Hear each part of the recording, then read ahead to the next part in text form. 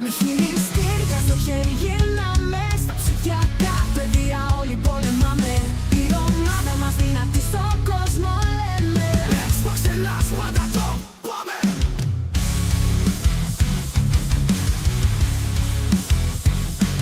Από την Κρήτη μέχρι και τον Εύρο, στα games όλοι πρώτοι από την αρχή. Όπου κι αν πάμε όλοι μας ξέρουν, XboxHellas όλη η γη το μαθαίνει. Γεια σου, XboxHellas, φωνάζω δυνατά. Είσαι ο δικός μας κόσμος, να το ξέρεις καλά. Καλά, μέσα στο παιχνίδι είμαστε μια καρδιά. XboxHellas, είσαι η δικιά μας χαρά. Το controller φωτίζει σαν αρχαίο μυστικό. Οι μικροί και οι μεγάλοι παίζουνε εδώ. Ελληνικό πνεύμα ζωντανεύει ξανά στην οθόνη τους. Αντιπάλους τους νικά, λάτες Spartans, παρέα όλοι μαζί. Οι gamers μας δυνατοί για τη δράση. Με πάθος και ψυχή παίζουνε παντού. XboxHellas, στον κόσμο δεν έχει αλλού. Γεια σου, XboxHellas, φωνάζω δυνατά. Είσαι ο δικός μας κόσμος, να το ξέρεις καλά. Καλά, μέσα στο παιχνίδι είμαστε μια καρδιά. XboxHellas, είσαι η δικιά μας χαρά.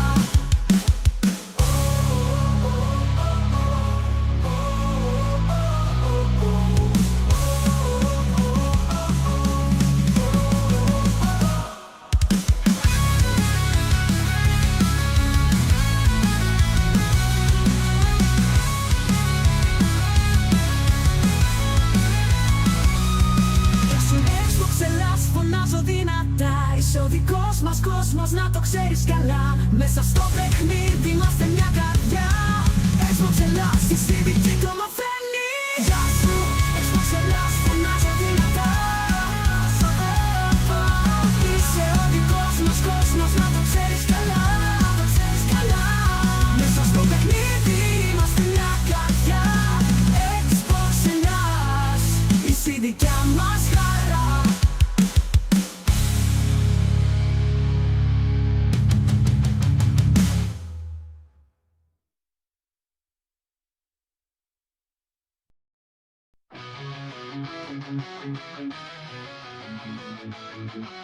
Με χειριστήρια στο χέρι γυρνάμε, στα ψηφιακά παιδεία όλοι πολεμάμε.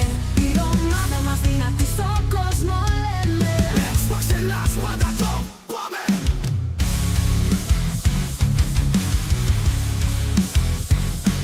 Από την Κρήτη μέχρι και τον Εύρο, στα games όλοι πρώτοι από την αρχή. Όπου κι αν πάμε όλοι μας ξέρουν, XboxHellas, όλη η γη το μαθαίνει. Γεια σου, XboxHellas, φωνάζω δυνατά. Είσαι ο δικός μας κόσμος, να το ξέρεις καλά. Καλά, μέσα στο παιχνίδι είμαστε μια καρδιά. XboxHellas, είσαι η δικιά μας χαρά. Το controller φωτίζει σαν αρχαίο μυστικό. Οι μικροί και οι μεγάλοι παίζουνε εδώ.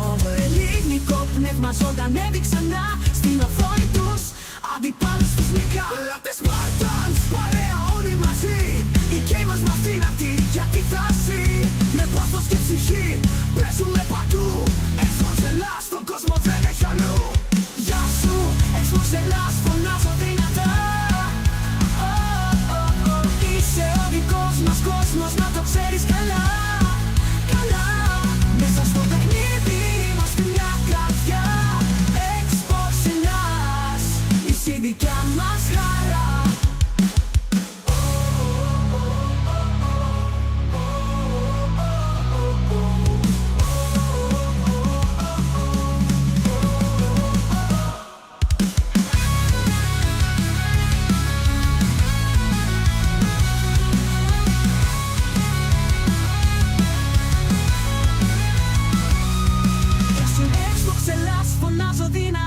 Είσαι ο δικός μας κόσμος, να το ξέρεις καλά. Μέσα στο παιχνίδι είμαστε μια καρδιά. XboxHellas, η δική το μαθαίνει. Γεια σου, XboxHellas, φωνάζω δυνατά. Είσαι ο δικός μας κόσμος.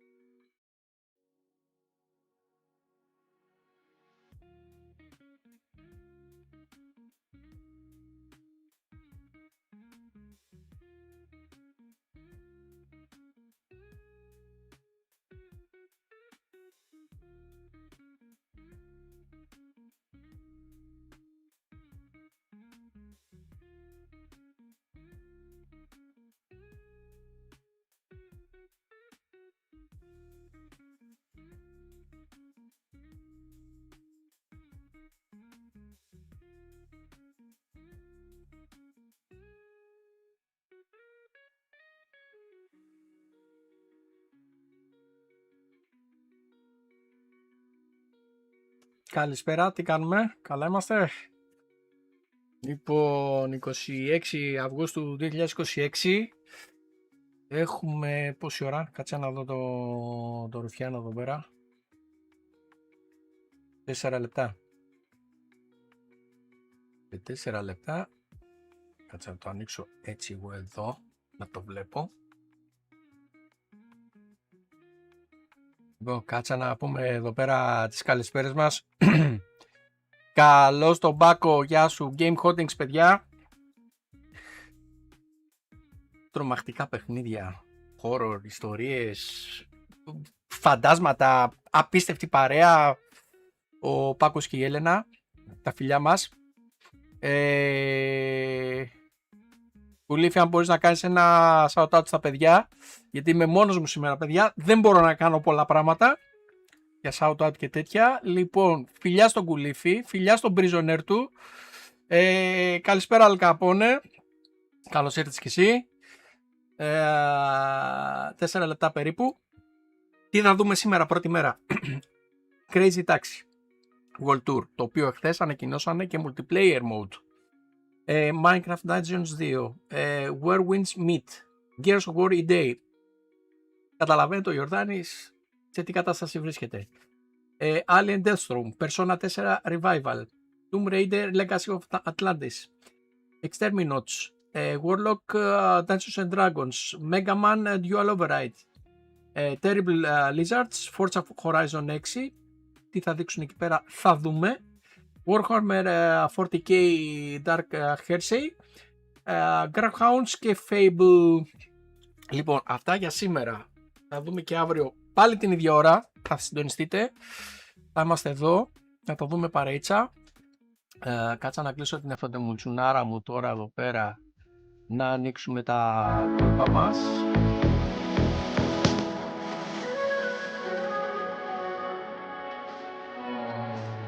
Να χαμηλώσω εδώ πέρα και τη μουσική που παίζει.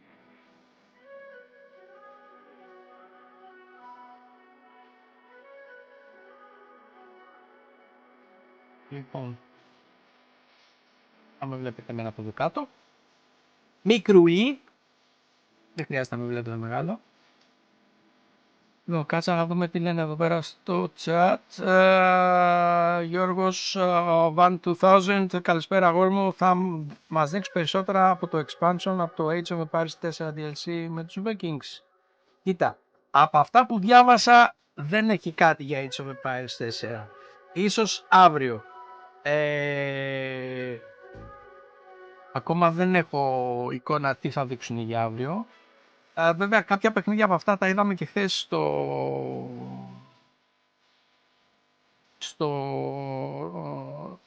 στο πρώτο live που έκανε το GamesCom. Δεν ξέρω, ακόμα δεν έχω εικόνα. Κάτσε, μπας και έχουν βγάλει κάτι. Θα σου πω σε πολύ λίγο. Κάτσε να δω το live το αυριανό. Day 2. Θα σου πω αμέσως αν έχουν βάλει κάτι.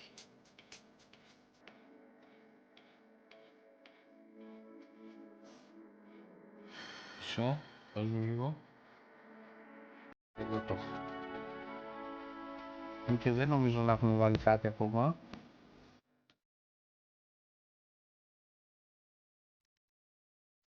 Να δω.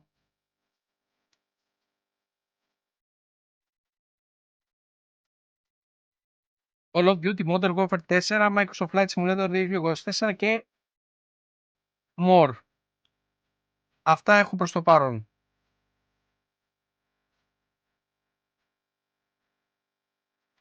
Ναι, λογικό είναι. Δεν είχαν βάλει Call of Duty σήμερα.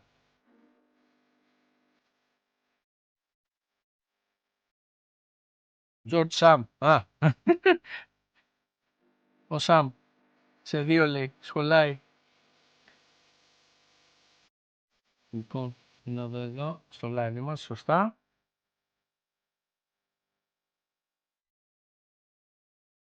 Ανοίγω και λίγο.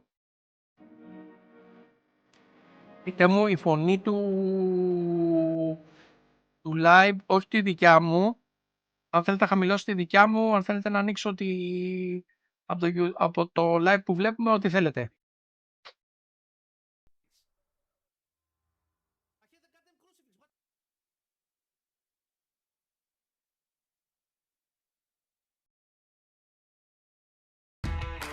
It's known as Cathedral City, the metropolis on the Rhine, or simply Köln. But for the next 4 days, a Brit like me would say Cologne is the epicenter of gaming, as hundreds of thousands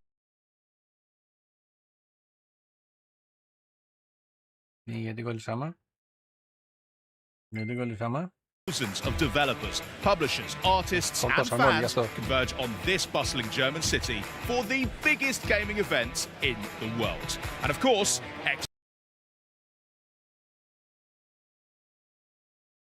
καλά. Έχει κολλήσει ο Δίας εδώ στο YouTube τους. Λοιπόν, κάτσε να το δούμε από...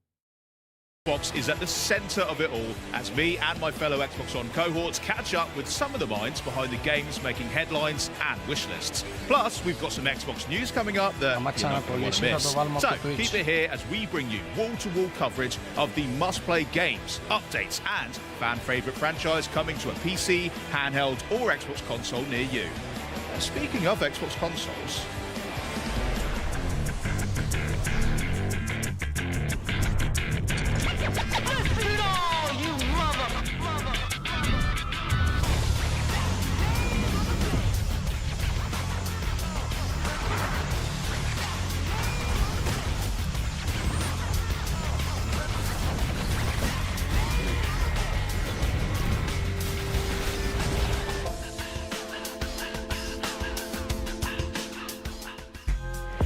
Back at the Xbox Showcase in June, one of the many cool things that we unveiled was the Xbox 25th Anniversary Collection, with a translucent green Xbox Series X and Xbox wireless controller. And this limited edition collection celebrates 25 years of Xbox. Time flies. But since then, I think it's fair to say that fans have been eager to learn how to get their hands on these. And today we're excited to share more and also give you a closer look at what makes this collection so special. Joining me now are Scott Van Vliet, our Xbox Chief Technology Officer, and Carl Ledbetter, Head of Design for Xbox Devices. Welcome, guys. Welcome to Gamescom. Henry, thank you for having us here, man. Yeah, thank you. Absolutely. It's my pleasure. And Scott, in particular, welcome to Xbox, because you only just joined us a few months ago as our first ever CTO. Why don't you break down for us, what does a CTO actually do? Owned the original console, was an early beta tester of Xbox Live in 2002, and spent many hours getting kudos inside of Project Auto Racing, getting my butt kicked and getting pwned in Combat Evolved, and playing games like Hunter the Reckoning and all other types of games like Morrowind and others that spent countless hours playing on this device. So to be here as a CTO of Xbox is just an incredible honor and an incredible opportunity. Now in that role, I'm really a maker, if you think about it. I started my career as a software engineer and a builder of devices. But really, I'm focused on making and building great experiences for our players. And so that includes building the hardware that Xbox produces, as well as the software that runs on our devices, the developer ecosystem and the platforms that developers use to publish their games and their technology on our platform. So really kind of the end-to-end system that helps bring value to players. Amazing. Yeah, so very much a connective kind of tissue that helps all the teams communicate with each other and just deliver great games on great devices. That's right. Awesome. Carl, you've been here a little bit longer, right? I've been here a little while, yes. Yeah. You come with the furniture now, I think. Yeah, I think I need my own anniversary edition. But I will say one of the things that, having been at Xbox since the beginning, like one of the first products I worked on was the design of the controller S. And this was in response to the Duke. The Duke is awesome. I know many of you out there love the Duke. It's very endearing. I got big hands. It's perfect for me. Bingo. So the first challenge we had was how do we get the controller to fit in more hands? So the response to that was designing the controller S. That's where I started. I really love the fact that, because I remember when there was more deep dives on the Series X and S wireless controllers, that a lot was made of how much data was captured just to make sure that it fit even more hands. So the fact that that's a through thread since the beginning of Xbox is really cool to see. And something Για να συνοψίσω τι λένε τώρα εδώ πέρα, λένε για το controller του Duke που ήταν τεράστιο και προσπαθούσαν να κάνουν μια μετατροπή πώς να χωράει το controller σε περισσότερα χέρια. Οπότε γυρίσανε το controller στο... Να το. Του έστω στυλ που είναι πιο βατό για τα περισσότερα χέρια.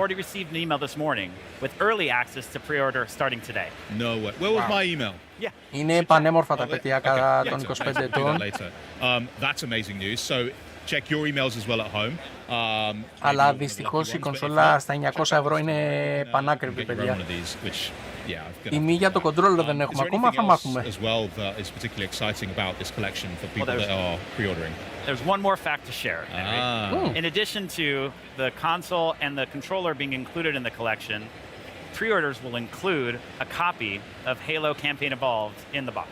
Yes, back where it all began. I mean, I love Halo. I love. Θα δώσουν δωρεάν το campaign Evolved δωρεάν hard copy.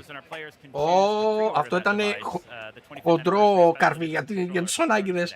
Nice. I think I will have to because I want a second one to go along with the console. Δεν το είχαν ανακοινώσει στις αρχές αυτό. Everybody clear your calendars for tomorrow to get your pre-orders locked in. Με τα pre-orders θα είναι αυτό το δωρεάν. More about this just stunning hardware. Like, well done, guys, by the way. First, Scott, why don't you tell me a little bit about what were the inspirations behind the anniversary collection?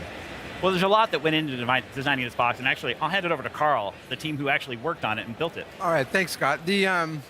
So we put our heart and soul into this design. I mean, going back 25 years, it's a pretty special moment. We wanted to create a product that was reflective of the journey we've been on with players over the past 2.5 decades. And so we started with the material. So the Xbox, the original Xbox limited edition console was in this exact same translucent green resin. And so we worked with the engineering team, we matched the resin, and we found a way to actually mold it on the console, the Series X25. And we've never done that before.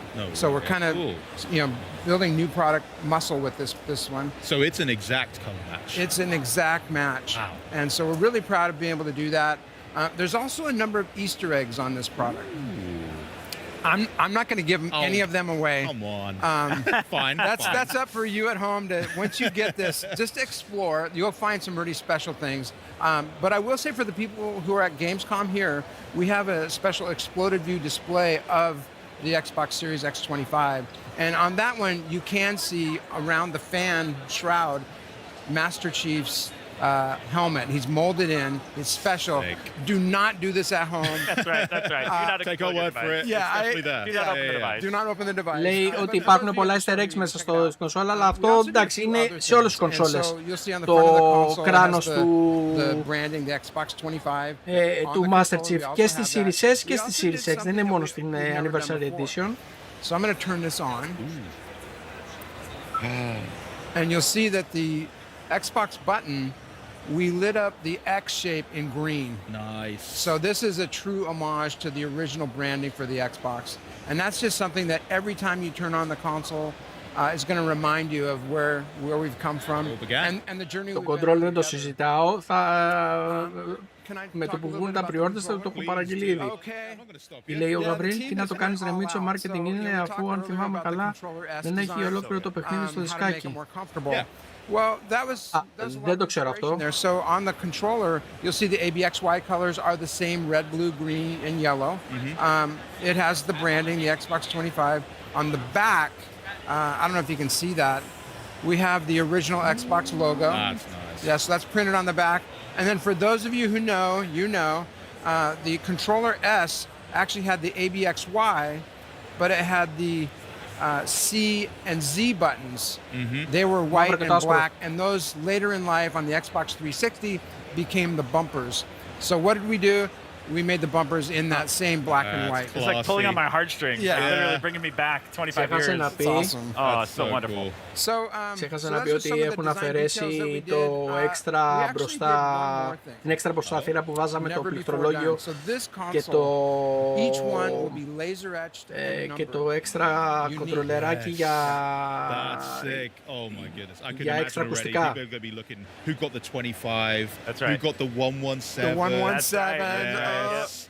That's going to be a real chase for collectors. I love it. Love serialized. And you've absolutely nailed the design. As someone who's been playing from the Και προηγουμένως είπε ότι προσπαθήσανε πάρα πολύ να πετύχουν το ακριβές χρώμα με το πρώτο original πράσινο που είχαν. So sick. So congrats guys. You've really done a great job. And if you are at GamesCom, definitely check out the exploded view. Καλησπέρα DMC, καλώς ήρθες. Ναι, όντως το είπαμε και προηγουμένως, 900 ευρώ είναι πάρα πολλά. I'm a bit of a tinkerer sometimes, but you know, yeah, I'll let you know. Ειδικά για την εποχή τώρα που την ανακοινώσανε, κάνουμε όλοι κράτη για το Helix. And of course the Xbox 25th anniversary controller as well. I'm not kidding, get that reminder in your calendar so you don't miss the pre-order window. But hey, maybe check if you're one of our most loyal gamers and you got that early access email as well. But coming up, the Crazy Taxi World Tour continues with a jaunt through Germany unlike any other. But then we swap the pickaxe for a sword with an all-new game demo for Minecraft Dungeons 2. But Minecraft Dungeons 2 isn't the only big game coming to Xbox, with Gears of War E-Day, NBA 2K27, Call of Duty Modern Warfare 4 and Grand Theft Auto 6 all on the way. Xbox is truly the best place to play. But first, you're a raccoon leading a gang of trash pandas in all-out mischief and mayhem. Yeah, it's our first world premiere of the day. Enjoy!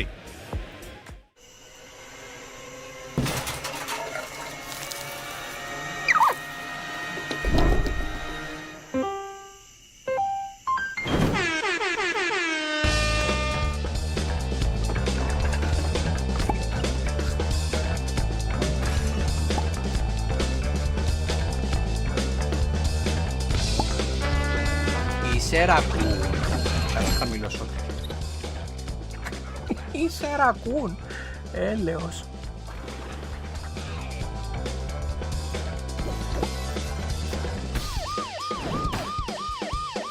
Exterminator.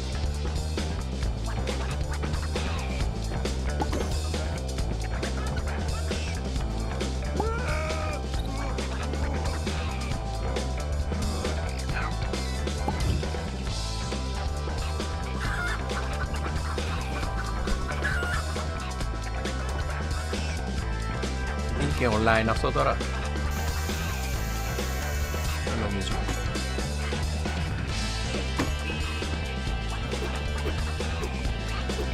Έχει ανοίξει το δοκάρι.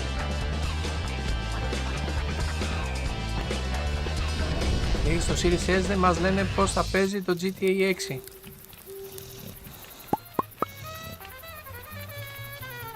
Dumpster Gang. Και GamePass.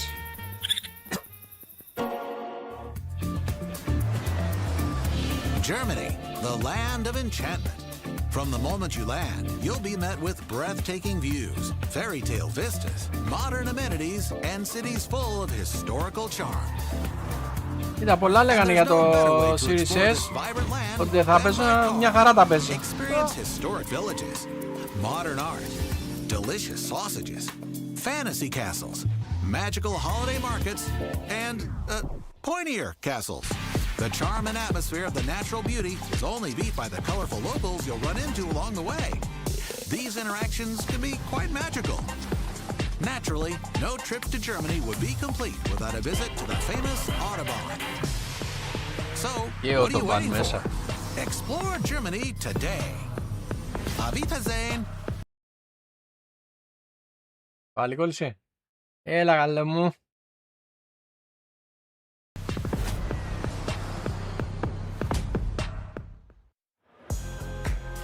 Welcome to the home of Minecraft Dungeons 2 at GamesCom, right here at the Xbox booth. It's a beautiful scene with the seasons changing as fans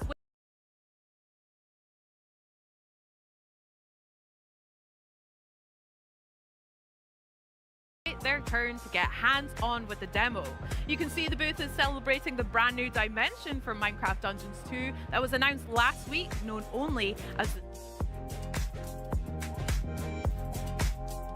gameplay. And there's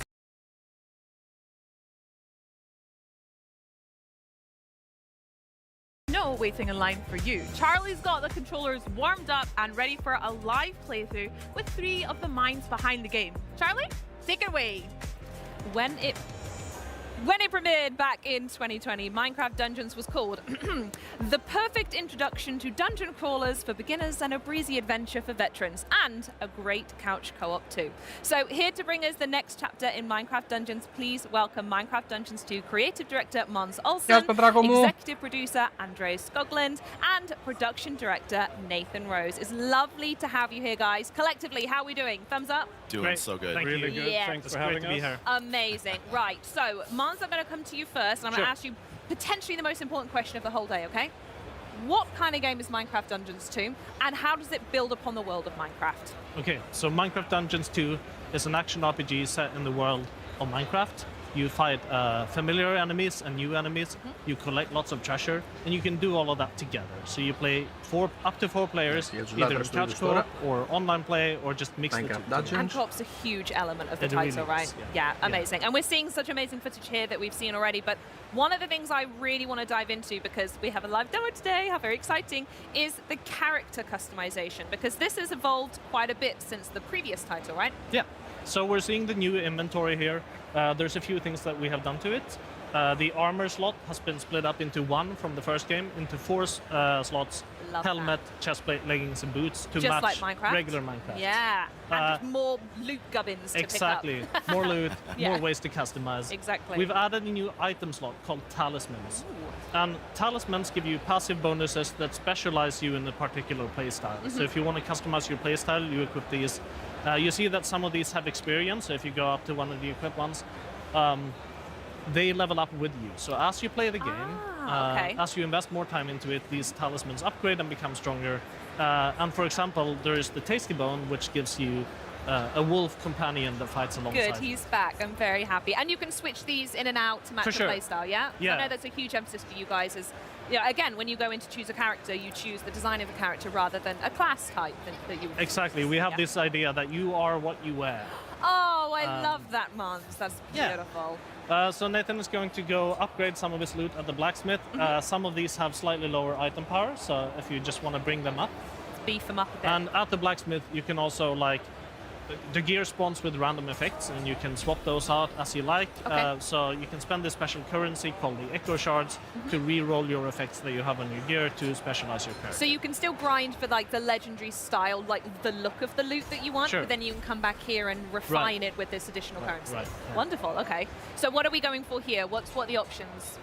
I think we have a build that has a little bit of everything set up. Okay.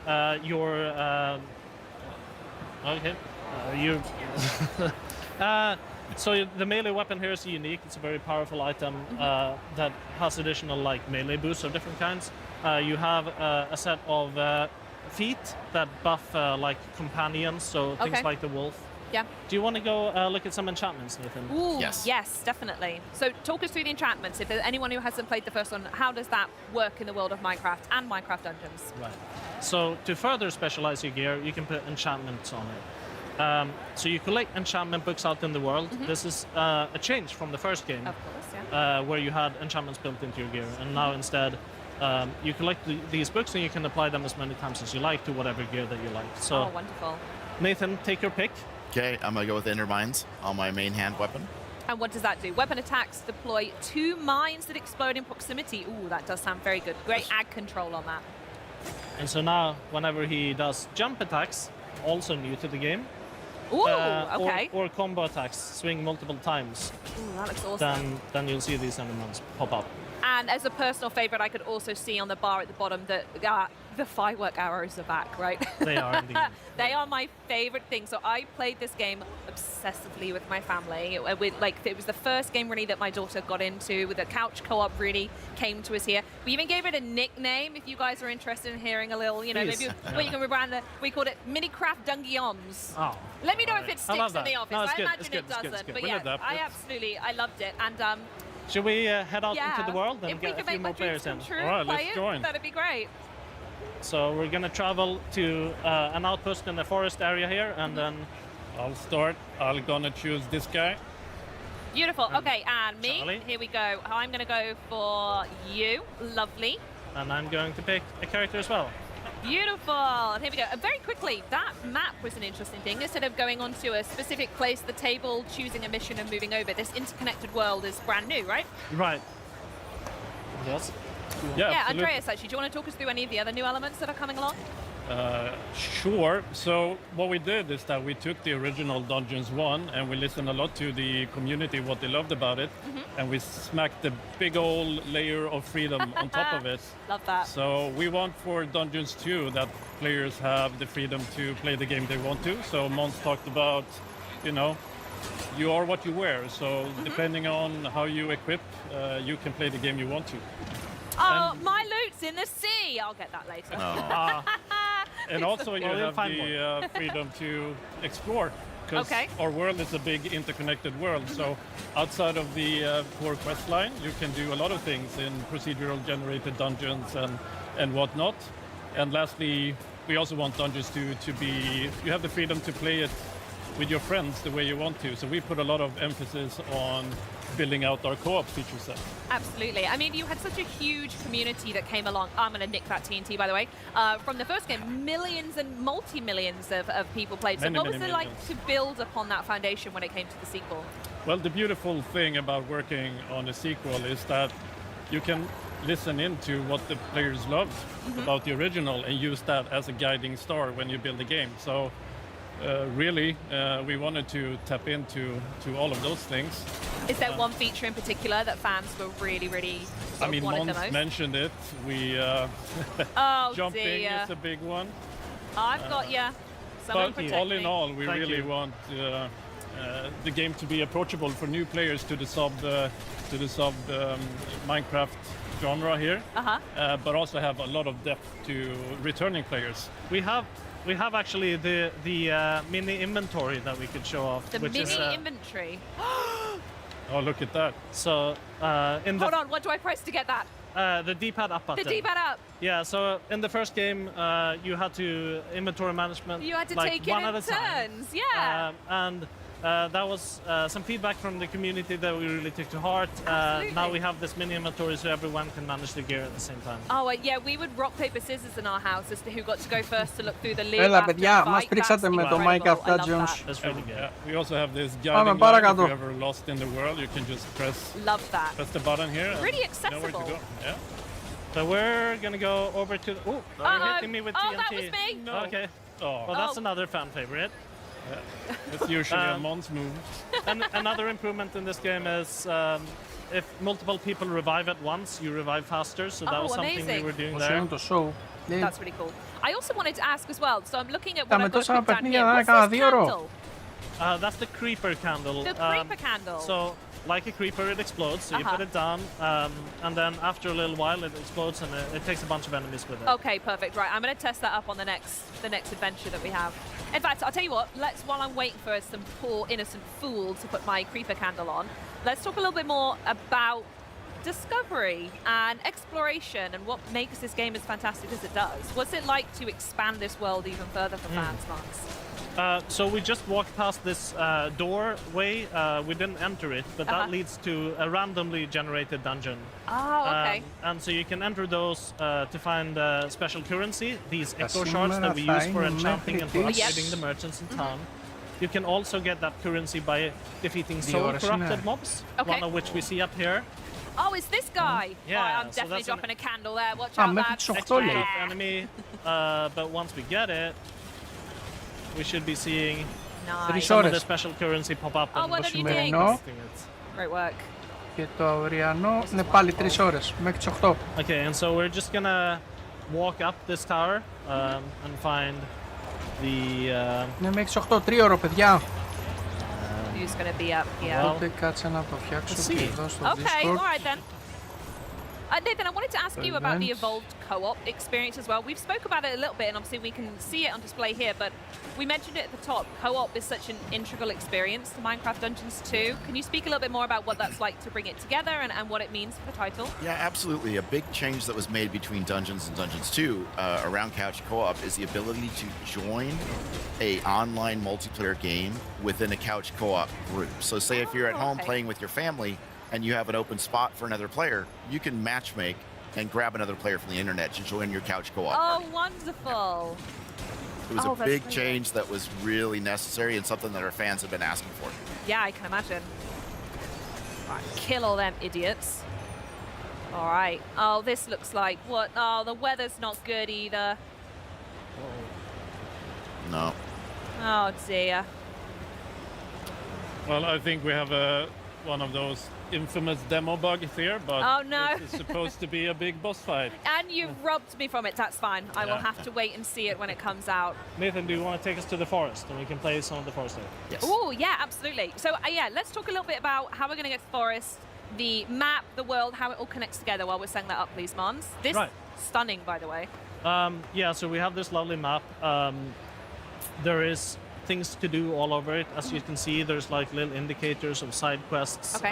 In fact, actually, I think I've just been told that we can't see it here, but everyone, there we go. We do have a clip. We had a little practice on the boss fight. So actually, we can just talk over the footage and how good I am. I don't think, So talk us through. Who are we seeing here? Right, so this is the copper monstrosity. It's a really big boss fight that you encounter as part of the story. You're looking for somebody else, somebody called the Supreme Volcano. But actually, as you get here, you instead encounter this giant monstrosity to fight. And it's actually quite a challenging fight. This video is making it look easy. But yeah, τις δύο από αυτές θα είναι το Minecraft Dungeons. Yeah, I mean, it was a great fight. It was really, really fun. And I felt like everyone, you're missing out. We had some great call-outs as well, everyone looking after each other. I've thrown the TNT and everything. So again, the co-op comes perfectly into there. So do we want to touch on where we've landed here? So back into the regular, or are we going to...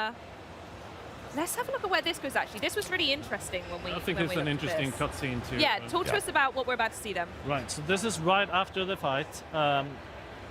And we're seeing some of that quirky Minecraft humor in this cutscene. Yes, love that. I'm so glad you've kept that in. We're picking up a note block, which is important to the story. We'll go into more details on that later, but as you can see, it's that easy to just... Laughing at him in the background. Is there any symbolism with the music box?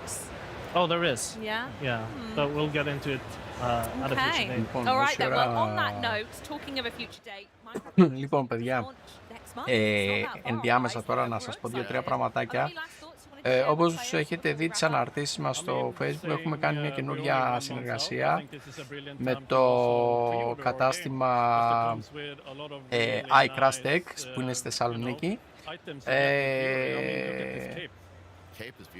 Ο άνθρωπος εκεί πέρα κάνει απίστευτη δουλειά.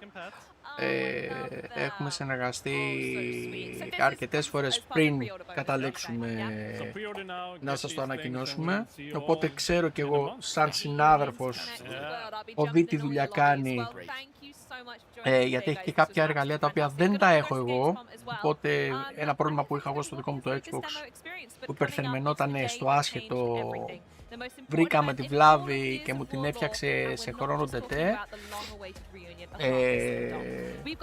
Άμεσο σέρβις, πολύ καλές τιμές και έχουμε 15% έπτωση στις τιμές του. Περισσότερες λεπτομέρειες στο Facebook θα δείτε τις αναρτήσεις. Πάμε, συνεχίζουμε.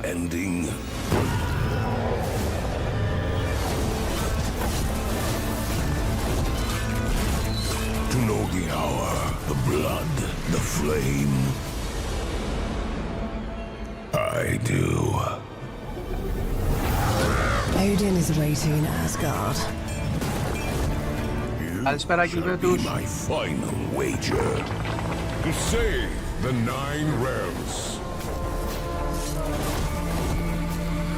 Wield the powers of the gods. Twist fate with the throw of your dice. You are the last vanguard against Ragnarok. The defenders of...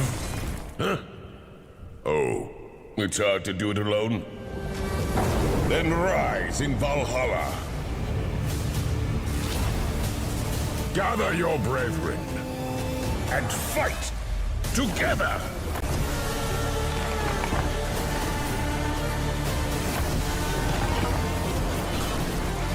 Ωραίο ξύλι και αυτό. Oh, the spawn of Loki, why? You never went against the gods.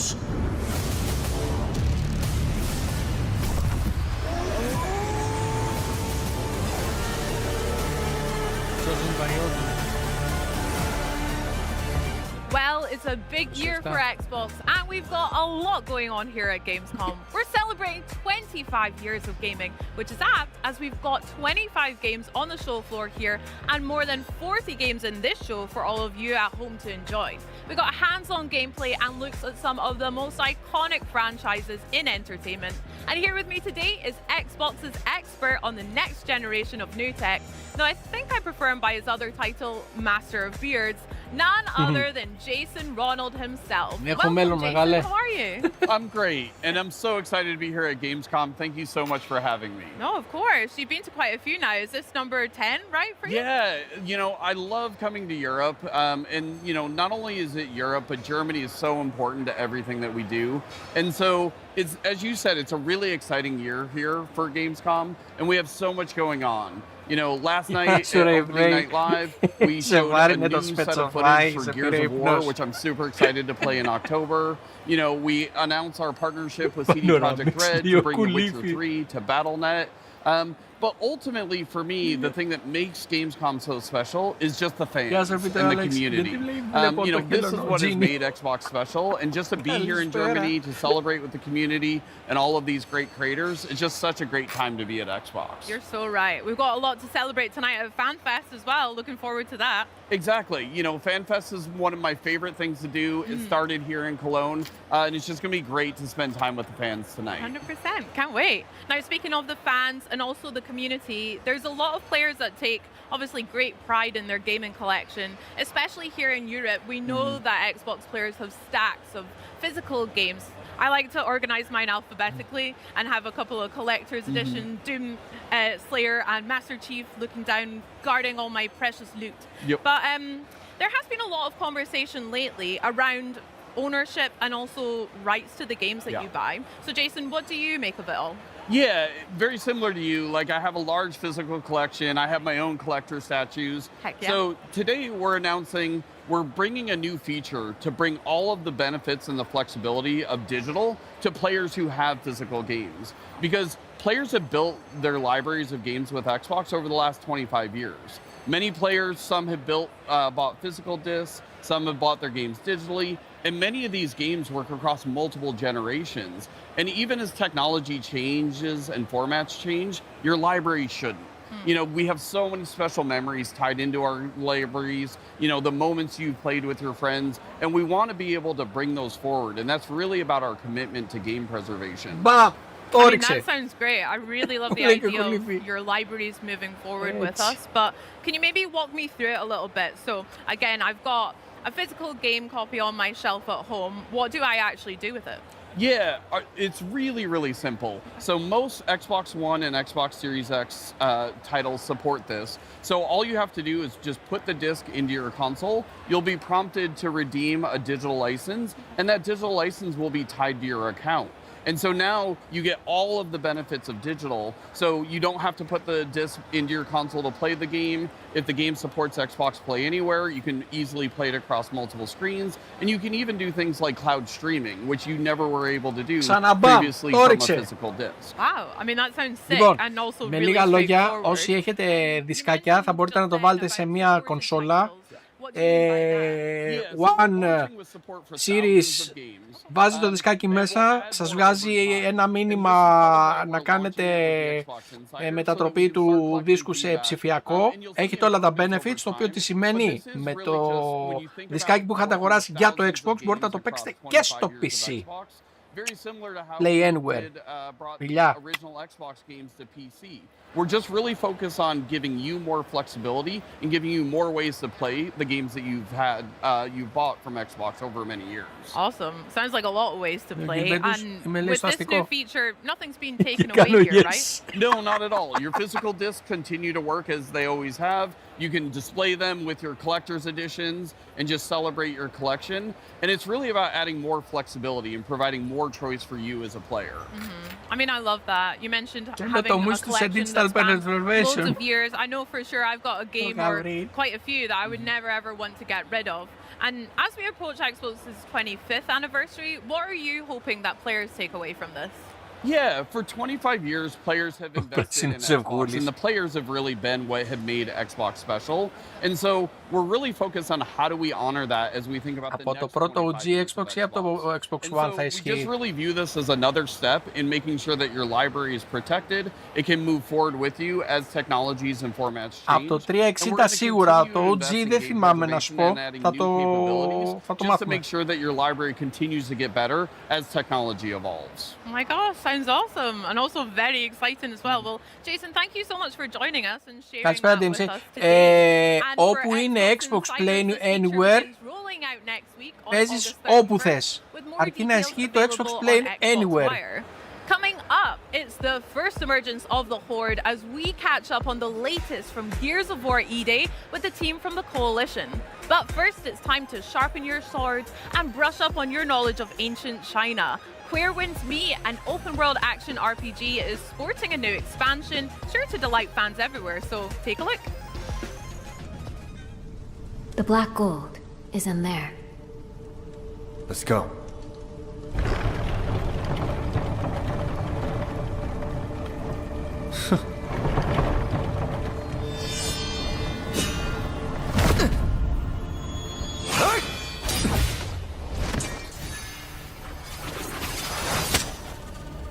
At last, I've got you.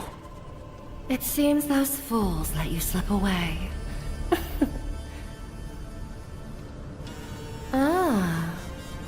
Last time you had a drunk, this time a cripple. Last time, you ambushed us. We were outnumbered. Today, we set the trap. Knowing that the Lodestar Swordmaster wanted the black gold, how could I not be ready? Ever since that day, my only goal has been to find you. To kill you myself! After all this time, you've still learned nothing. Serving yourself up like this, what a tragic waste of poor Han's sacrifice.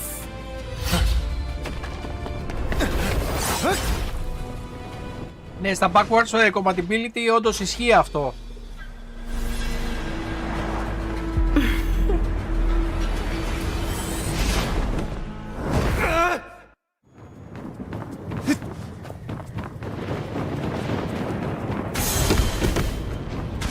Καλή ξεκούραση, Πίτερ Άλεξ. Εδώ θα είμαστε μέχρι τις 8.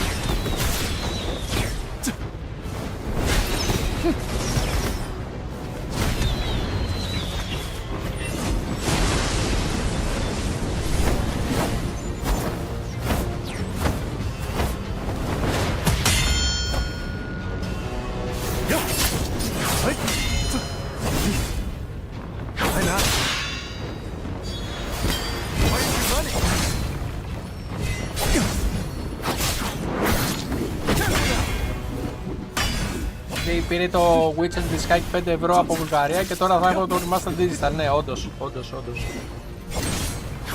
Απλά είχαν πει θα προσθέσουν και άλλα παρόλο που είχε σταματήσει το πρόγραμμα. Ναι, αυτή την ενημέρωση έχουμε προς το παρόν.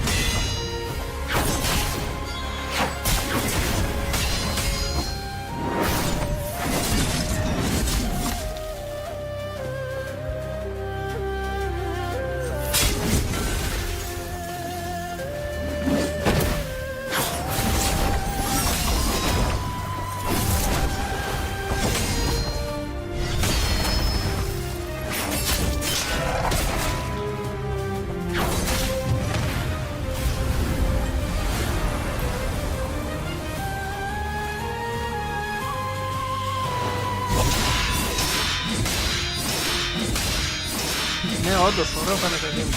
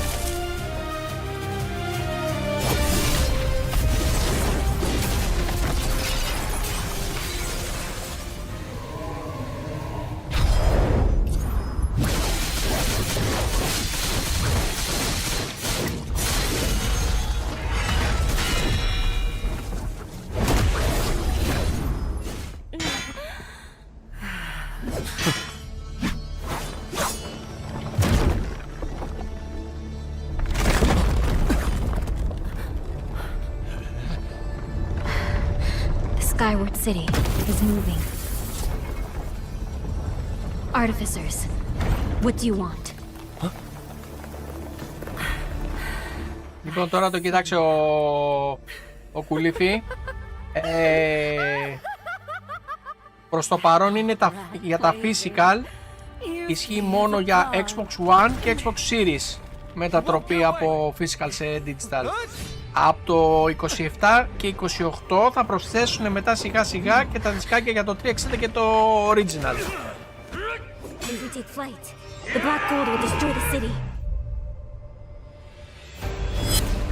Για να είμαστε πιο ακριβείς στις ανακοινώσεις που είχαν πει.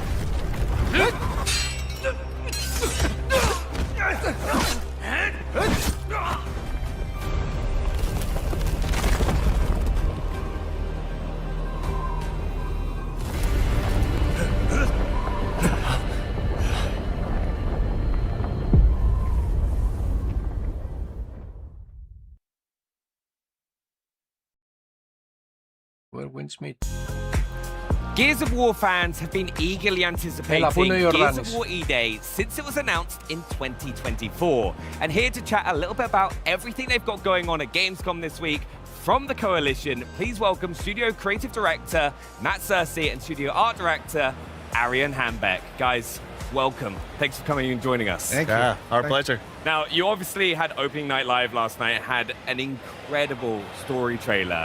Can you tell us a little bit about that? Yeah, that story trailer, obviously, when we craft trailers, it's a bit of a love letter to the game, to the fans. And with that story trailer, we really wanted to show off some new elements from the campaign we haven't been able to share yet. Obviously, Vrak at the beginning, but also our story is about, the origin story of Dom and Marcus, the Bravo Squad. but there's so many more characters in our story, and they all have character arcs as well. So we got to show a bunch of people that are there fighting alongside you in E-Day. Yeah. Now you mentioned Vrak, right? Can you tell us a little bit about him? Because he looks mean. Yeah, he definitely is. Yeah. So Vrak is a Locust commander, in the Locust army. If you look closely, you can see that he's got a lot of shit going on his face. He's missing an eye. He's got burns on his arm. So all that happened during the Lambent Wars. So he's seasoned.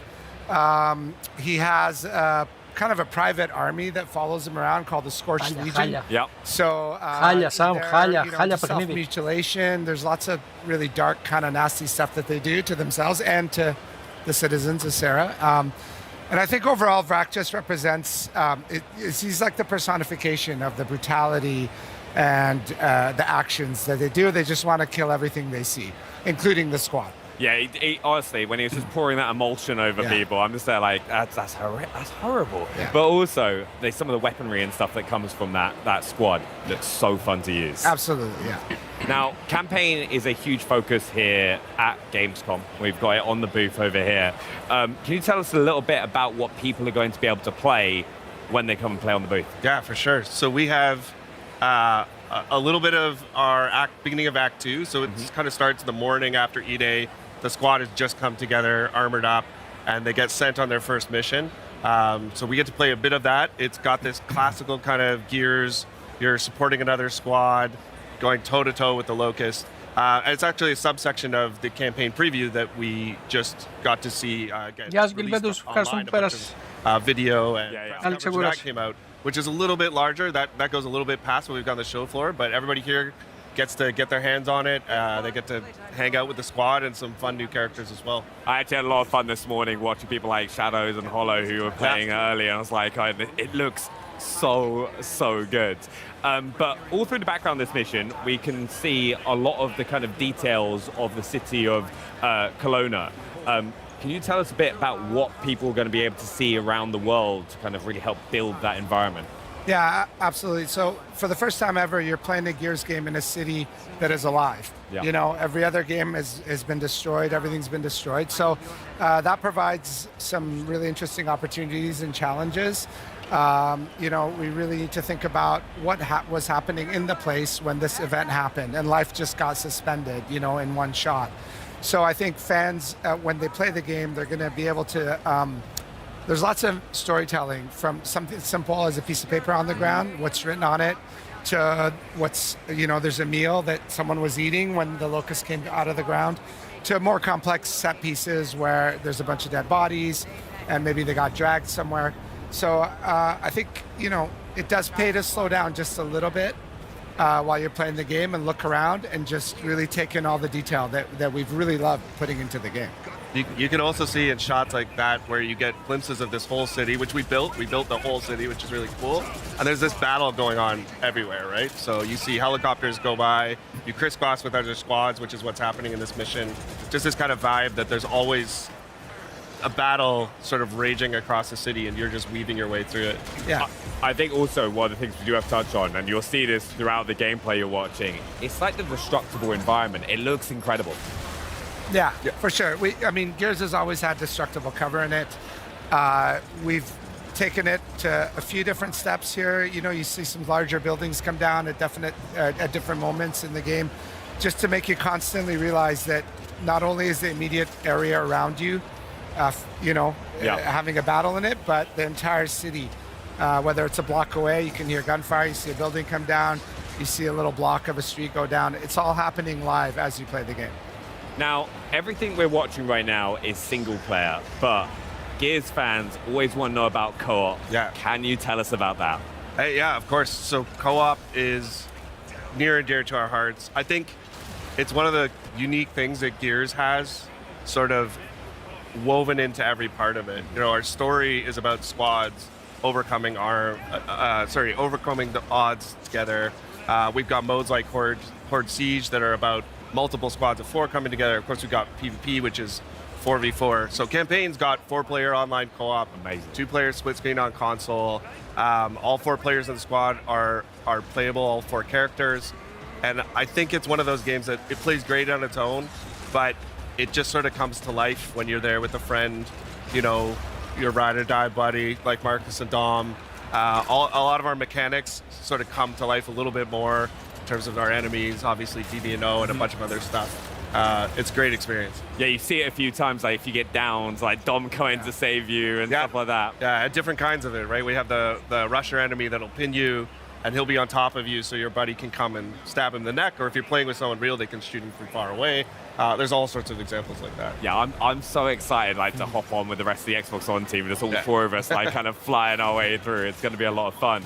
But one of the other things in what I really like about Gears is there are multiple ways that you can approach scenarios. Like this is a bit more of a linear mission that you've said in the past, but what ways are people going to be able to approach different like situations they're going to come across?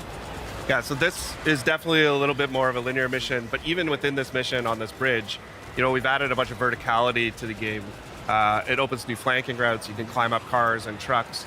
And then this mission specifically, at the beginning of Act 2, is sort of leads into this other part of Act 2 on the other side of the stadium that you catch a glimpse of in our campaign preview, where the world opens up a little bit. We give you access to like multiple city blocks. There's a bunch of battles, like I said, going on different corners. You're always on your main objective. And we also add some new mechanics to the campaign. So we have our weapon mod system that people got to see in Horde Siege, and that actually gets introduced as you play through the campaign. You get to find new mods and craft your own weapons and really invest in the gameplay sandbox. Yeah, now this is actually something I got really excited about when I was like watching through the gameplay earlier as well, is what kind of mods are people going to be able to get their hands on, and how is that going to impact like the weapons that they're using?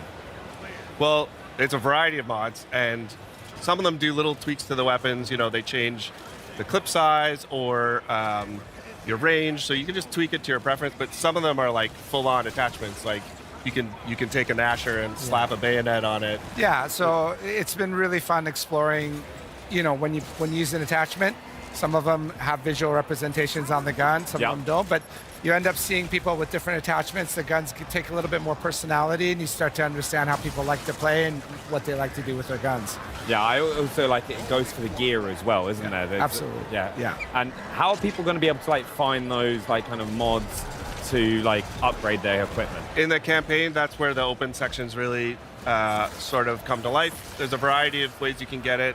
It pays to explore this game. You know, Arian was talking about there's a ton of environmental storytelling, but we've also hidden stuff around the world, collectibles, mods.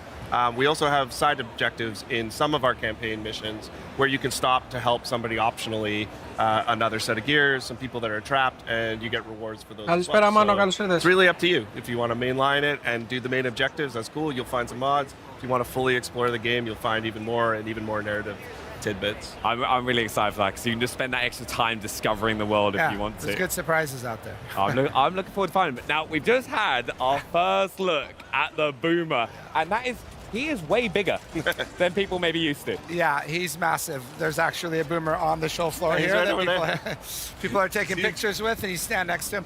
So in the game, the Boomer's 9 feet tall. This is quite a bit bigger than the Boomer's traditionally been in Gears. This goes back to this idea where we wanted to take the things people remember and amplify them a little bit. Yeah. And then it also introduces fun ways for him to enter the battlefield. There you can see he breaks through this big truck, this tanker trailer that causes a bunch of fire and explosion, but he also doesn't fit through doorways. So if he's coming through a traditional door, he has to bust his way through. Oh my! So that just makes it a little more exciting when he makes an entrance. Yeah, you're like, oh, I'm fine. He's 9 foot. He can't get through here, and he just smashes it through. Yeah. No, I've got to say his weapon as well, because we all know the boom shot. Yeah. Right. This is like even bigger. It's a bigger boom shot. Yeah. Like the Locust, when we were going back and looking at revisiting old weapons, we always wanted to see if there was something else we could do. So, you know, we've got like the prototype Lancer, we've got the heavy boom shot, means you're really committing to carrying a rocket launcher around instead of just something in your back. It's also opened up opportunities for us to add new weapons like the gut puncher, the cog grenade launcher. Yep. It's like a little more skill use than the boom shot. You could time where your grenades go. So everything kind of found a new place. And we got to make some cool variations of weapons people have seen before. I love the breach shot as well. I think that's like fan favorite. It's one of my favorite guns. It's such a super satisfying. And the active reloads is popping up on screen there. I just wanted to go through a couple of things because there's two features, right? One, it's in a different place than some fans may know, but also bullets are appearing a little bit earlier. Yeah, we put the active reload down in the center screen. We found through our testing that, you know, for a lot of people, some returning fans, especially new fans, they just use it way more. If you're an old fan and you like it up and where it was, and that's your muscle memory, 100%, there's a setting for that. But for some guns, we also have this per shell reload mechanic, like on the breach shot and Nasher. It's really cool because you can still get your active if you go all the way and you wait for it. But if you need that extra shot to get out of a clutch situation, there's a wretch in your face, or in PvP, a person right up on you, you can pop a load right into them as they come at you. Yeah, so it's just like a nice way you can kind of change based on the scenario you find yourself in. Yeah. And talking about scenarios you find yourself in, as we've been going through this level, you've kind of been walking into areas and there are like tons of kind of clues about things we may have missed or have happened in those areas before. Can you tell us a little bit about that? Yeah, so one of the main things that we try to impart is the brutality of this day. Emergence Day, 2/3 of the planet gets wiped out in one night. So if you kind of pay attention to the corpses a little bit, you'll see little storytelling things. The blood trails sometimes give you a glimpse of what has happened, the pose they're in. So there's a lot hidden in there to check out. No, I honestly, I'm so excited. A big thank you as well for you guys coming and joining us and taking us through Gears of War E-Day. What's one thing that you're most excited for fans, right, to see with Gears of War E-Day? Well, you know, we shared a little bit each time here. I'm really excited for people to experience this story. I think this is one of the you know, a great Gears story. Hits all the classic vibes and some great new characters and some really emotional Gears moments tied in with all the brutality. I think people are going to love it. Yeah, honestly, thank you both for coming and joining us. I really, really appreciate that. Thank you. And now we are going to head over to Henry for more on Gears of War E-Day, the Gears of War E-Day experience that people have access to here on the Xbox booth. Well, welcome to the Gears of War E-Day here at GamesCom, where I've actually got artist Luke Priest with me to discuss the incredible eye candy is on display behind us. And thanks so much for joining us, Luke. Thanks for having me, man. Welcome to GamesCom. Παρουσιάζουν τις κιθάρες που ανακοινώσαμε. Yeah, it's really cool. Με το θεματικό του Gears. Yeah, definitely. Why don't you tell people at home what it is that you do? Yeah, so I'm an illustrator. I'm based in the United Kingdom. I've been working with the Coalition for many years now on all things Gears of War. Obviously, more recently, E-Day. So yeah, you know, that's kind of what I do. And this project in particular is pretty special. So yes. Let's talk a bit about that, because I can see that we've also got Gibson involved. Yeah, so that's pretty cool. Talk to us a bit about this partnership. Yeah, so we partnered with Gibson Guitars. They're amazing people at Gibson. Yeah, and they sent us like these guitars. Well, they turned up and they were like from the factory, so they didn't have the art on, and then my job was to paint this artwork onto the guitars. So. And if you don't know at home, these are particularly tasty guitars that Gibson have sent you, because we've got the SG over here, the Les Paul. These are like iconic guitar silhouettes. Very iconic, yeah. Amazing. Can you tell us a bit then about the design? So what inspired you to really lay down this artwork on top of these guitars?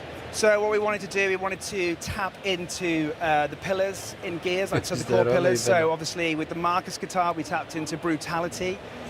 So that's like, feels quite violent and kind of visceral and like almost like, very kind of, you know, like we tried to kind of cater it to the shape of the guitar as well. So like you can see like the blood splatter kind of flows across the guitar. You've got the kind of spinning that saw blade just fits right in. And the cog, obviously, which ties it to Gears. And then we've got the skull, which is kind of like shattered, so that adds that kind of violent, brutal feel. Ναι, ανακοινώσανε συνεργασία με το IKEA. We've got, θα βγάλουν διάφορα διακοσμητικά για το σπίτι και έπιπλα. Sort of more like kind of sad vibes and yeah, you know, so it's just like, and then we've got the angel wings, which is like the nod to kind of like the kind of Maria tattoo, and then that kind of flows to the shape of the SG. Yeah, it really like fits and forms into the horns there, which is such a nice detail. I mean, how long was this project end to end? Each guitar probably took about 40 hours from start to finish, so everything's obviously hand painted. In my studio at home. And honestly, like, it was just such an honor to work on this stuff. Like Gibson, like super iconic. I play guitar myself. I do a lot of work in the music industry as well anyway, so it like just ties in really nicely with that. So nice. Amazing. So yeah.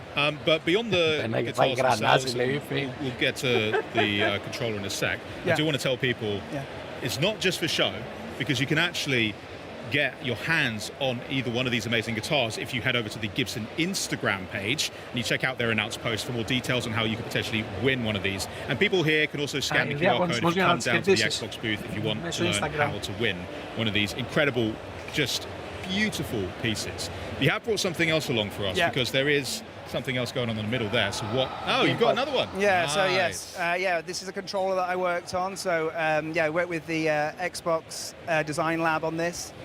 This is fully customizable as well. Sick. So you can like switch out the buttons and the sticks and stuff and make it your own. And this is tapping again into the brutality pillar. Yeah, I'm getting that brutality vibe straight away. So it's the vibe, and it's just try to make it feel super iconic and just have that. There's like the lances in there, the skulls. It feels really violent and absolutely. Yeah, just taps into that kind of that vibe. So yeah. Mate, I think you absolutely killed it with these designs. Thanks, man. So thanks so much for showing us so much. and talking us through it as well. If you want to get your hands on your own one of the E-Day limited edition Xbox Design Lab controllers, you can grab those beginning September 30th. So check out xbox.com for more information on that. I will definitely be doing that. Thank you, Luke. I hope you have a great GamesCom. Limited edition. There's quite a lot going on here, so we're going to have to pop amazing. off and see what else we've got going. So thank you. Come along with me, because the rest of the booth over here that we've got, this entire segment, you can see loads of people queuing up right now to go and actually play Gears of War E-Day. So E-Day has officially landed here in Cologne. This is particularly cool. We've got a custom PC built in partnership with NVIDIA GeForce RTX. We've got the nice COG logo there on the cooler. I mean, just looks unreal. So if you're in town, come and check everything out. And then what you're going to want to see, Benny was not kidding when he said the boomers are huge, but besides the boomers, we've got a couple of other buddies that we want to be talking to, because joining me in front of this incredible statue and one of the many photo ops that we have on the Xbox booth is Senior Product Manager at the Coalition, Noah Benish, and GeForce Evangelist, Jacob from NVIDIA, to chat with us about Gears on PC. So, hello guys, welcome to Gamescom. Is this your first Gamescom or are you veterans at this point? Κάντε το εικόνα τώρα, έτσι. Έχει παραγγείλει ο Ιορδάνης αυτό το άγαλμα για το σαλόνι του σπιτιού του. Τι παντόφλα έχει να φάει. You're kidding. He can say something. Would you like him to? We could do that, yeah, definitely. Yeah? Okay, yeah. We'll get to that in a Okay. sec. Now, we should talk shop though, because Gears on PC is... Oh, someone's getting in. That's cool. That thing's really awesome. That is. I would Can love I to be take able that to, home? Yeah, I was going to say, I don't think it'll fit. I don't think it'll fit in your carry-on. No, we'll make it work. But yeah, tell me a little bit then about Gears on PC, because Από τώρα τρώεις, λέει, μη φοβάσαι, Λεβάνος. we have Xbox players who are really excited. It's another console exclusive, but on PC, we've got some pretty cool features to talk about. So what exactly have you been working on that is exciting for PC players? Well, Henry, I think broadly the most important thing to know is that Gears of War E-Day is a game that is for PC players, built by PC players. So for us at the Coalition, at a bare minimum, that means supporting all the features you'd expect from a title like this, such as 32:9 and 21:9 ultra-wide support, including 21:9 cinematics in the campaign, extensive mouse and keyboard rebinding options, variable refresh rate, uncapped frames, and so much more that's hard to list off and mention here. Yeah. But beyond those sort of baseline features, we wanted to take the experience a little bit further for our PC players with advanced graphics technologies. And that's why last night we were so excited to announce that in partnership with NVIDIA, we've integrated deeply mega geometry into our game. Mega geometry, okay. Yes. So I'm going to need you to run through what exactly we're talking about with that. Yeah, RTX Mega Geometry. I am super excited about RTX Mega Geometry. So Gears of War E-Day supports nanite, so you'll get really detailed like environments, objects, and with RTX Mega Geometry, we can actually add ray tracing on all of the nanite geometry. So you'll get much better looking reflections, shadows, and I mean, it's just going to be way more immersive. You know, you get 50 to 100 times the geometric detail with RTX Mega Geometry enabled. It's pretty amazing. That is intense. So, like, just to break it down, we've got geometry, shapes, yeah, right, yeah. Mega, Pretty Good. freaking sick. Yeah. Okay, cool. Everyone's on board now. Great. Well, thank you so much for chatting to me, guys, about everything here. Δεν κατάλαβα It's τίποτα not από αυτό. just what's going on Είπαν here, ότι το Mega because in Geometry the είναι actual ένα player καινούριο areas, mode της people can check that out too, Nvidia, right? το οποίο Absolutely. I mean, better than talking about ενεργοποιώντας these το features έχεις is καλύτερες experiencing them for yourself. So you σκιές, and everyone else here at αντανακλάσεις. GamesCom can enjoy our first public hands-on of campaign inside the booth behind me. We've got 20 stations, all of them PCs, all powered by the GeForce RTX 5080 that have been built by our friends at Alternate. So if you're here at GamesCom, please come check out the campaign. Yeah, you know what to do now, guys. Yeah, thank you so much, guys. I'm probably going to head in there shortly after All this. right, we can hook up with the line. There's a bit of a big queue, though. Yeah, but I might go in. I know a guy. Yeah. Oh, thanks. Nice. All right. Well, for a deeper look at that technology that is powering eDay on PC, why don't you check out this exclusive behind-the-scenes Vidoc from the Coalition and Nvidia. Check it out.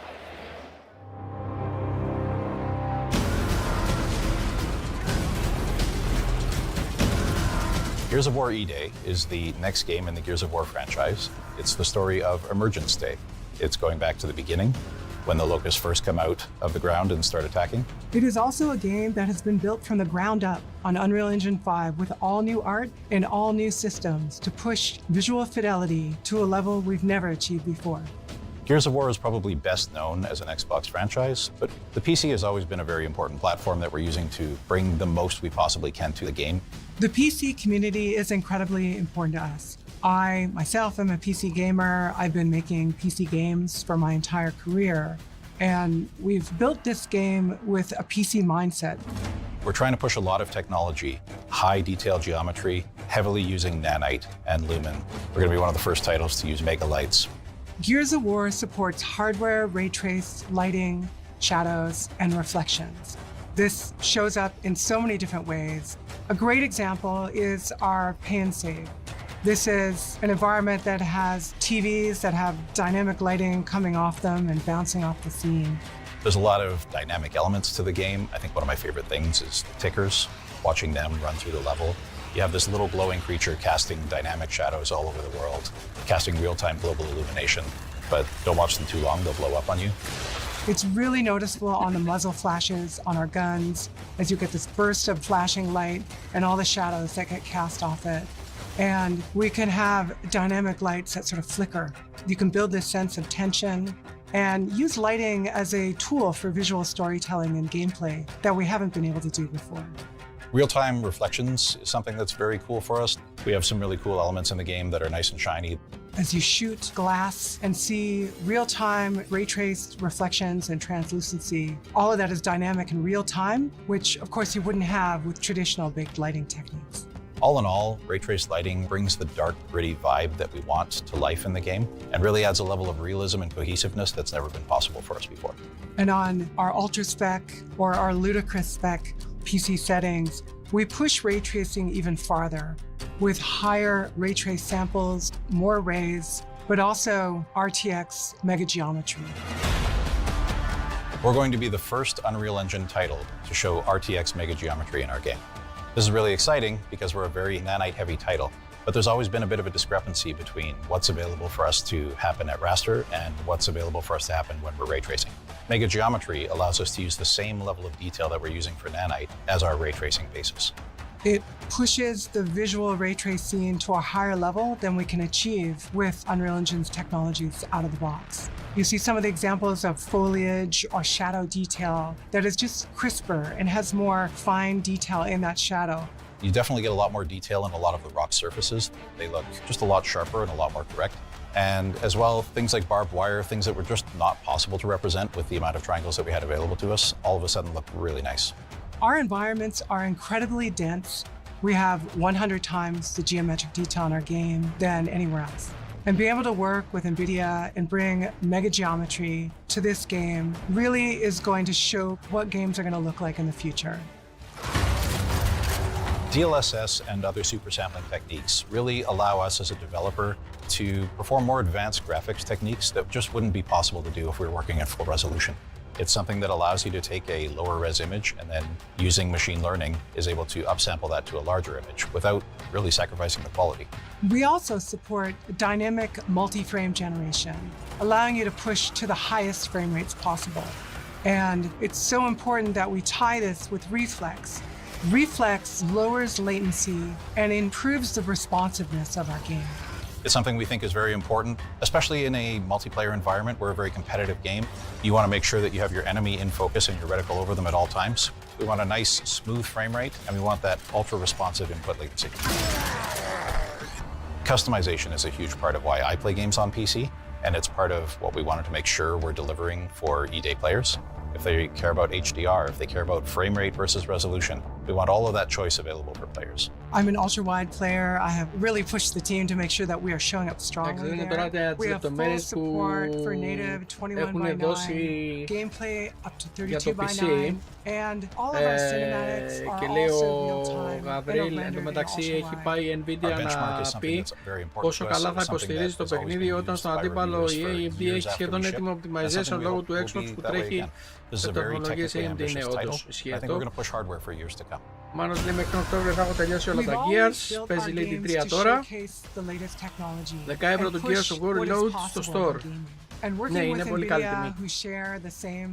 Γενικά τώρα όλους τους παλιούς τίτλους σε παλιά παιχνίδια το έχουν σε πολύ καλή τιμή. Και του Halo και του Gears και του Call of Duty.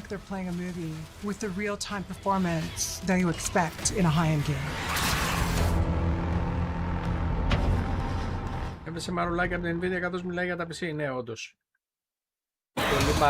Πολύ μαρούλι έχει πέσει. Welcome back. All suit systems are nominal. Atmospheric interference is causing data transmission issues. Proceed with mission.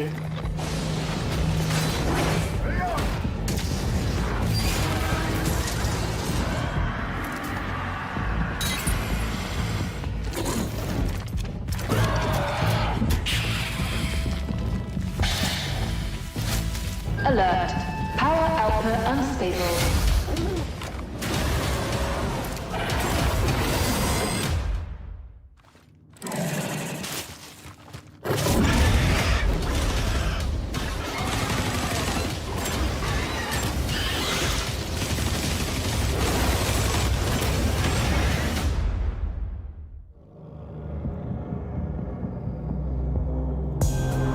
I love it when the title of a game so purely matches the gameplay, and here to break down what we just saw and give us an exclusive first look at what fans can expect in-game for Alien Deathstorm, please welcome Rebellion's head of design, Ben Fisher. Welcome. Hiya, how's it going? Ben, it's so good to see you. I mean, it feels like only yesterday we were hanging out at the pub, chatting Atomfall, and it seems that you and the team have been pretty busy since then as well. Yeah, I mean, it's great to work on a load of different games at once, but we learned some cool stuff from Atomfall about sandbox freedom and giving the player non-traditional ways of doing objectives. We've fed that straight into Alien Deathstorm. Ooh, I love that. Now, on that topic, Atomfall, congratulations. It's been a huge success for you guys at Rebellion. I hear it has a lot to do with maybe Benny and I's characters' face scans in the game, but you know, we won't take too much credit here. You mentioned there about applying that into Alien Deathstorm. Can you break that down a little bit? What from the project have you brought over? What design elements can we look forward to? So the main thing is that for all Rebellion games, we value giving player clear objective and then sandbox freedom and how to achieve it. Sort of systemic game design, that sort of thing. We don't usually choreograph specific gameplay experiences, but build a possibility space for the player to take control. So exactly that same stuff has come across to Alien Deathstorm. The new challenge for us has been combining that with horror gameplay. Έχουν ζοριστεί πλέον ειδικά η Nvidia, γιατί έχει αναπτυχθεί πάρα πολύ η Hynix, που είναι κατασκευαστής μνημών, που έχει βγάλει ένα σύστημα για το AI, όπου στακάρει τις μνήμες τη μία πάνω στην άλλη, και αυτό έχει και λιγότερη κατανάλωση και πιο άμεση απόκριση στην ταχύτητα. Οπότε η Nvidia τώρα έχει ζοριστεί πάρα πολύ και προσπαθεί να δώσει λιγάκι παραπάνω movement στο gaming. The colony's gone dark, there's no signals coming from it. You think you're there to do a repair job to help sort the colony out, and as you explore you discover that people have gone missing, the situation's getting worse, you're trapped there and it's a desperate fight for survival. Now the game balances, like I said, combat intensity of like a sort of horror shooter with investigation and discovery. So you're, as an engineer, you're kind of exploring the situation, finding out what's happening, and as you do so, the storm is tearing the place apart. So you're fighting to survive at the same time. Nice. Can you break that down a little bit further? The engineer's role, that's a pretty specific choice there. How does that come into play with gameplay? Well, we wanted to give you a framing that meant that you felt like a sort of an everyman doing your best to survive. So you arrive there with a load of tools, including this giant sort of hammer here. You know, you do a bit of percussive maintenance to try and get the place up and running. So instead of doing traditional objectives where you're told exactly what to do, instead we've got a system that we call Squire that you use to kind of diagnose the situation and figure out what's going wrong. So what we can see here is the player exploring. Όχι ρε Μάνο, μην είσαι τόσο κακός. Βγάλανε χθες και δεύτερο exclusive only στο PlayStation παιχνίδι εκτός από το Astro Bot. It's in the early stages of meltdown and they're going to try and diagnose what's wrong and try and fix it. So the player has to be observant, they have to engage with the environment, piece together clues that kind of frame them as a detective figuring out how to solve this stuff. Very interesting. That just scared me. I was not expecting the ceiling to collapse. Well, good. Yeah. But I was just having a look at the HUD, right? And like stuff is popping up on the HUD all the time. Can you tell us a bit about that and like what players can see on the screen? Η πλάκα είναι ότι βγάλανε και ανακοίνωση και λέει διπλασιάσαμε λέει τα exclusives λέει στο PlayStation. Έχει από κάτω το Astro Bot και το άλλο το παιχνίδι, δεν θυμάμαι τώρα ποιο παιχνίδι είχαν ανακοινώσει χθες. Radiation and things like that. So it's like a multi-purpose tool to help them explore and understand the situation.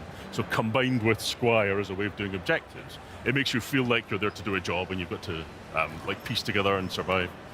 And who's the voice that we keep hearing as well? Yeah, that's Squire. That's giving you little clues of what to do and how to explore, but never directly tells you exactly what to do. It's kind of like having Clippy in your pocket. You know? I'm a big fan of the naming Squire. That's very fitting. How many iterations did you guys have to go through for that name? Well, we always like to give things a kind of uniquely British twist, a uniquely British flavour to it, and it feels like a nice little like friendly friend in your pocket kind of thing. So it seemed like a natural fit. Squire. Exactly that, yeah. Awesome. Now in the footage as well, I can hear some of the music making that tension a bit more buildable, and you mentioned some horror scenarios too. How can fans of horror games expect Alien Deathstorm to fit into their spooks and scares like Benny did with from Rebellion? Well, I think this is one of the most exciting parts of the game because the jump scare that got you there might not happen for another player. Oh. It's all tuned around the player's exploration, the player's experiences. So, you know, as you're making a lot of noise and you're exploring, you might be attracting unwanted attention. You get a nice long bit of anticipation before the horrors turn up. But the fights and the encounters will be different for every single player. So it doesn't matter how many times you've gone through it before, you might never be prepared for what's about to happen. Exactly that. That's class. Now, looking at the objective as well, right? Right now, we're trying to repair and restore power to the reactor, right? What else is around him? What other kind of resource or enemies are we keeping an eye out for? Because in the trailer we saw a lot, and right on cue. Yeah. So the player here has been poking around, attracting attention, and that's spawned some enemies because they heard the sound and they came to take out the player. Yeah. So there's a balance, there's a tension between scavenging for resources and trying to understand the situation, but you're going to be attracting attention to yourself. So that, you know, the fight. Ναι, Μάνο, κοίταξε να δεις τώρα, όσον αφορά το PC, μετά αυτό την ανακοίνωση που βγάλανε ότι θα καταργήσουν τα physical, έχει πέσει τρελό κράξιμο. Ήδη με το μποϊκοτάζ έχει φανεί κιόλας πόσο αντίθετο είναι το community. But as devs, we don't even know exactly what aliens will be and what encounters because it's all procedural or dynamic. Wow, that's very exciting. And to defeat these aliens, right, we're gonna need weapons, just like what you've got on the desk. What weapons are players Γενικά προσπαθούν να το κάνουν αυτό. Το θέμα είναι ότι η Microsoft βλέπει ότι το community δεν το θέλει αυτό το πράγμα και πολύ δύσκολο να ακολουθήσει αυτή την πορεία. An SMG here, the shotgun, a pistol that's always got ammo.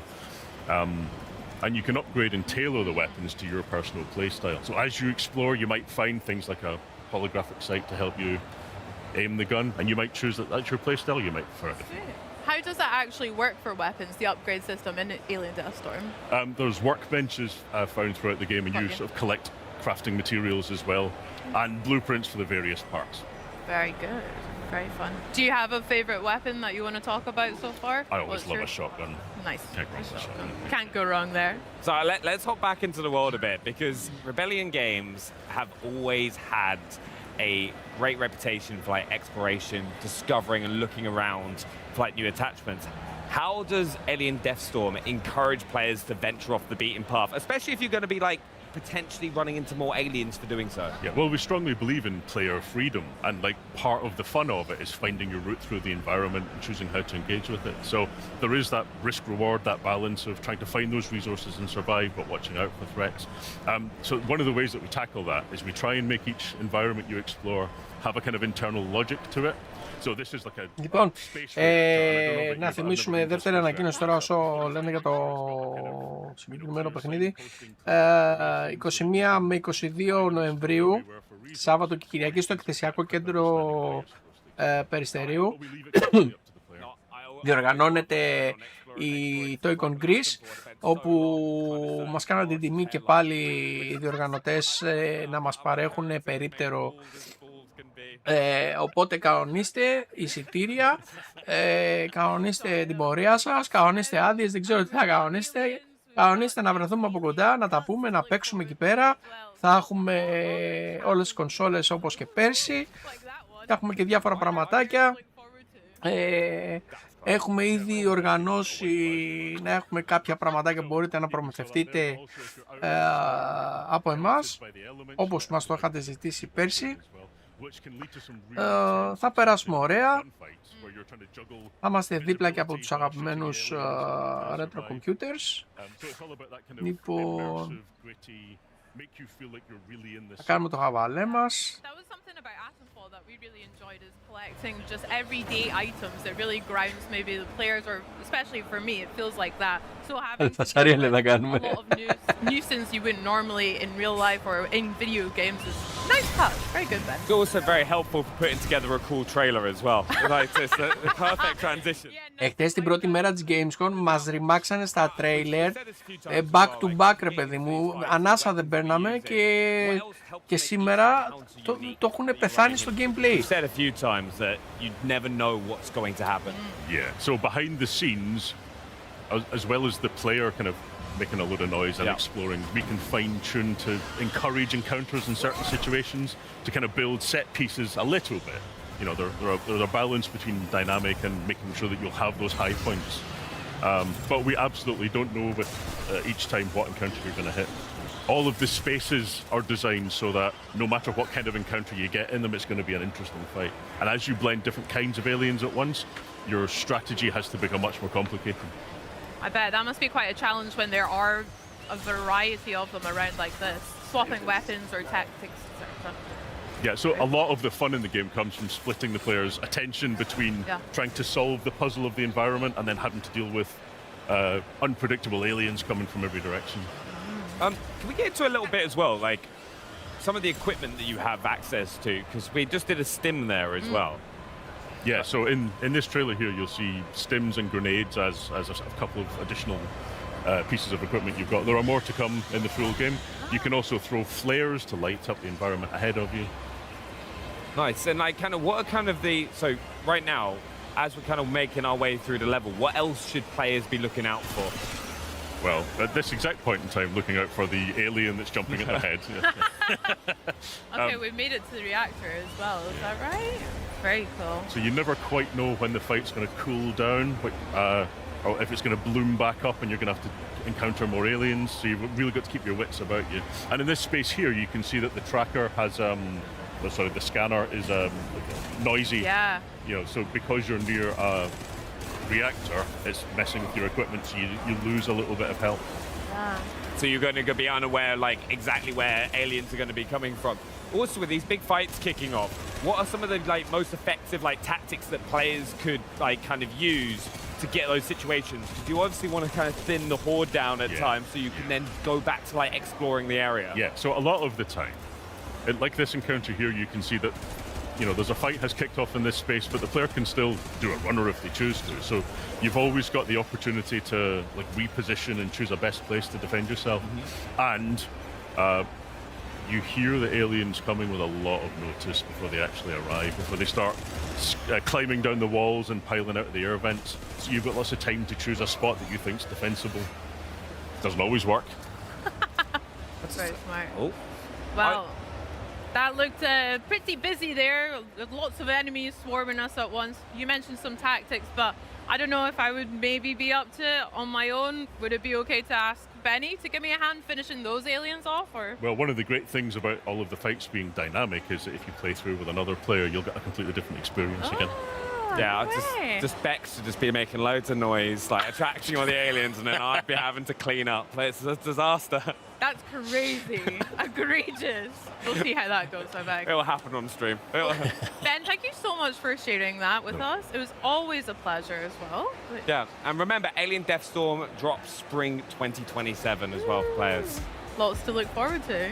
Yeah. Well, enjoy Gamescom, Ben. And for us here, this year marks 25 years of Xbox.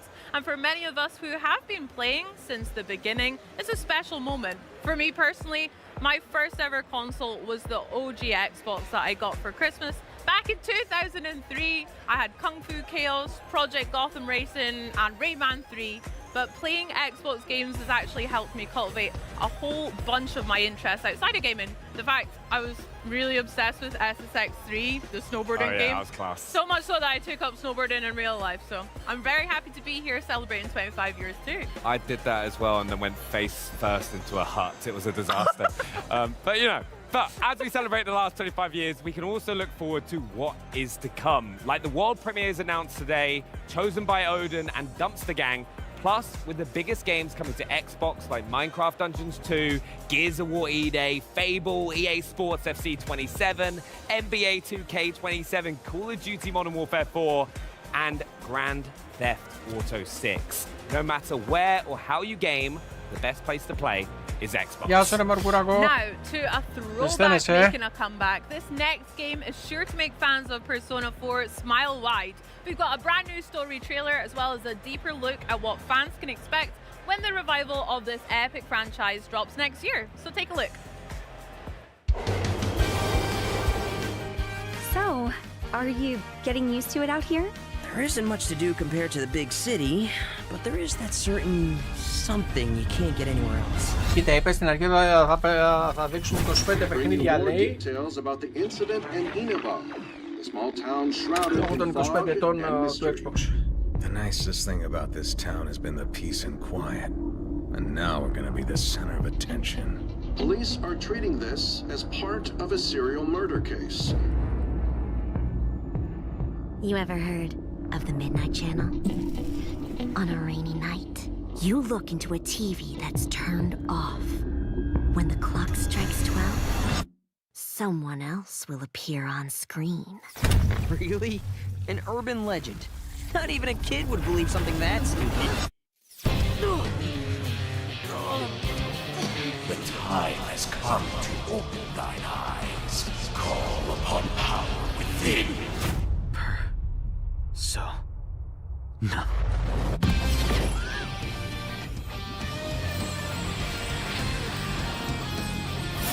End it! It's here! Go!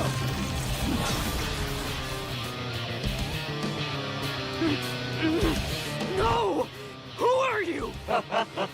I'm your shadow, and there's nothing about you that I don't know. I don't believe you. You're not me! Doesn't it seem like that world in the TV has to be related to Senpai and Yamano's deaths?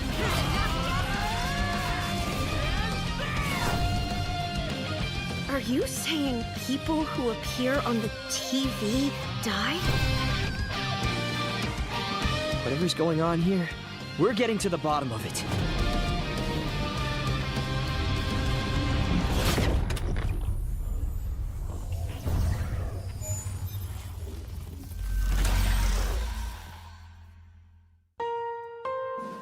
皆さんこんにちは。ペルソナスタジオゼネラルプロデューサーの和田和久です。先ほどご覧いただいたストーリートレーラーではペルソナ4リバイバルの新たな姿をご紹介しました。本作は静かな地方都市を舞台に連続殺人事件とそこで次第に明らかになっていく隠された真実を追い求める物語です。しかしペルソナ4は単に事件の真相を追うだけの作品ではありません。その根底にあるのは人と人とのつながり、自分自身についての真実を見つけていくこと、そしてそうした絆の中で紡がれていく人間ドラマを描いた物語です。Someone in town is definitely kidnapping people and throwing them into the TV. Ανακοινώσαν το καινούριο το ROG XboxHellas X20 για το 2026, το οποίο οι διαφορές είναι ελάχιστες από το προηγούμενο, αλλά σημαντικές. Η μία είναι ότι η οθόνη θα είναι OLED, η άλλη είναι ότι θα έχει TMR thumbsticks, τα δύο βασικά, και επίσης ο microSD Express Card Reader θα μπορέσει να διαβάζει και πιο νέας γενιάς και τεχνολογίας μνήμες. Αυτά είναι τα τρία βασικά. Όλα τα άλλα είναι ίδια και στις διαστάσεις θα είναι κατά ένα πόντο πιο μακρύ, το μήκος του. Ένα πόντο πιο μακρύ από ό,τι βλέπω. Ύψος και πάχος είναι το ίδιο. Αυτά. Βέβαια η τιμή του είναι εξωφρενική, έτσι, δεν το συζητάμε. Πάει γύρω στα $1.300.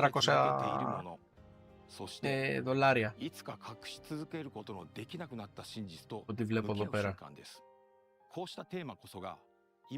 Εντάξει, είπαμε, για φορητό είναι υπερβολικά, το συζητάμε.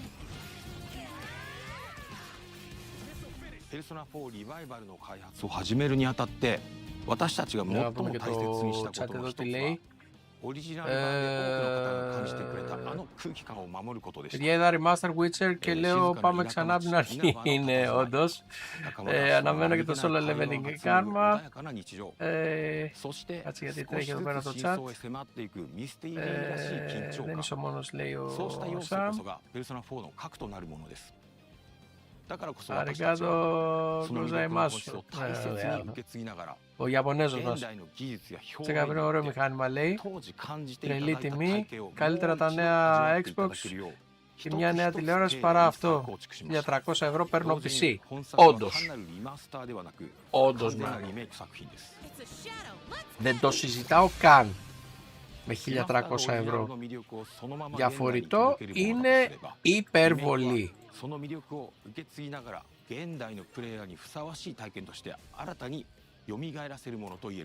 Θα κλείσω όλα από εδώ πέρα.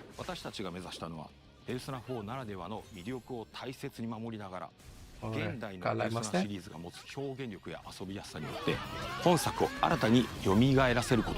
Τηλεόραση μια χαρά είναι, εντάξει, δεν έχω θέμα. そのため、ゲームプレイそのものも現代のプレイヤーに合わせて進化させています。ユーザーインターフェースの 4K στα 120, εντάξει, είπαμε. Και άλλο να... 快適性向上などゲーム全体をよりスムーズで遊びやすいものへと磨き上げました。初めて稲葉を訪れる人にも久しぶりにこの街へ帰ってくる人にも自然とこの世界に引っ込まれるような体験をお届けしたいと考えています。またキャラクター表現にも徹底的にこだわりました。ペルソナ4においてドラマチックなシーンだけでなく仲間たちと過ごす何気ない日常も非常に重要な要素。仲間同士の他愛ない会話、少し気まずさを感じるやり取り、そして突然訪れる緊張や恐怖、そうしたさまざまな感情の移り変わりをより自然により身近に感じていただけるよう一つ一つ丁寧に表現しています。Και επίσης άλλη μια διαφορά στο ROG Xbox αλλά η X20 είναι ότι είναι ελαφρώς ημιδιαφανές το κέλυφος. Είναι ωραίο, δεν λέω, αλλά εντάξει, τόσα λεφτά δεν το συζητάμε. ペルソナ4ならではの温かな人間ドラマを大切にしながらキャラクターたちをこれまで以上に身近に感じていただける作品へと。Μάτσο, ένα μάτσο. Ένα μάτσο άνιμε. And I'm you. Μίτσο εννοείς. To it. All of this is me. ペルソナシリーズにおいて Εντάξει ρε φίλε, είπαμε να το δούμε το άνιμε. Μα μη μας ζαλίζεις όμως. Πάμε στο επόμενο. プレイヤーの皆さんの記憶に残るペルソナを語る上で欠かせない存在です。 Το πέτυχες, εντάξει, το γράψεις. Μερκουράκο μου. ペルソナ4は音楽も多くの皆さんに愛されてきました。だからこそその魅力を損なうことなくオリジナル版への敬意を大切にしながらサウンド制作に取り組みました。Ανιμίτσος.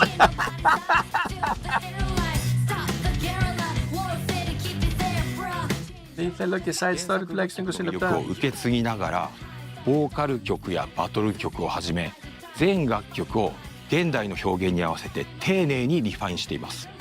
さらに本作のために数多くの新曲も制作しました。懐かしさと新しさ、そのどちらも感じていただけるサウンドをお楽しみいただければと思います。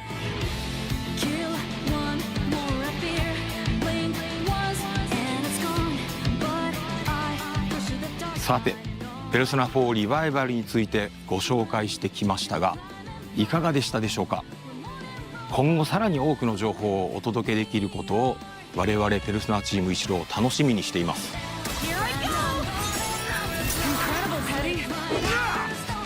最後になりますが、本作がペルソナシリーズを初めて遊ぶ方には日常と非日常が交錯するペルソナならではの魅力を増すことなく体験していただけると思っています。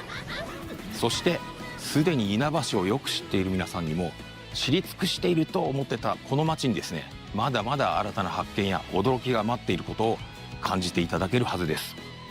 ぜひペルソナ4リバイバルで霧に隠されたその真実を確かめてみてください。Who's on air?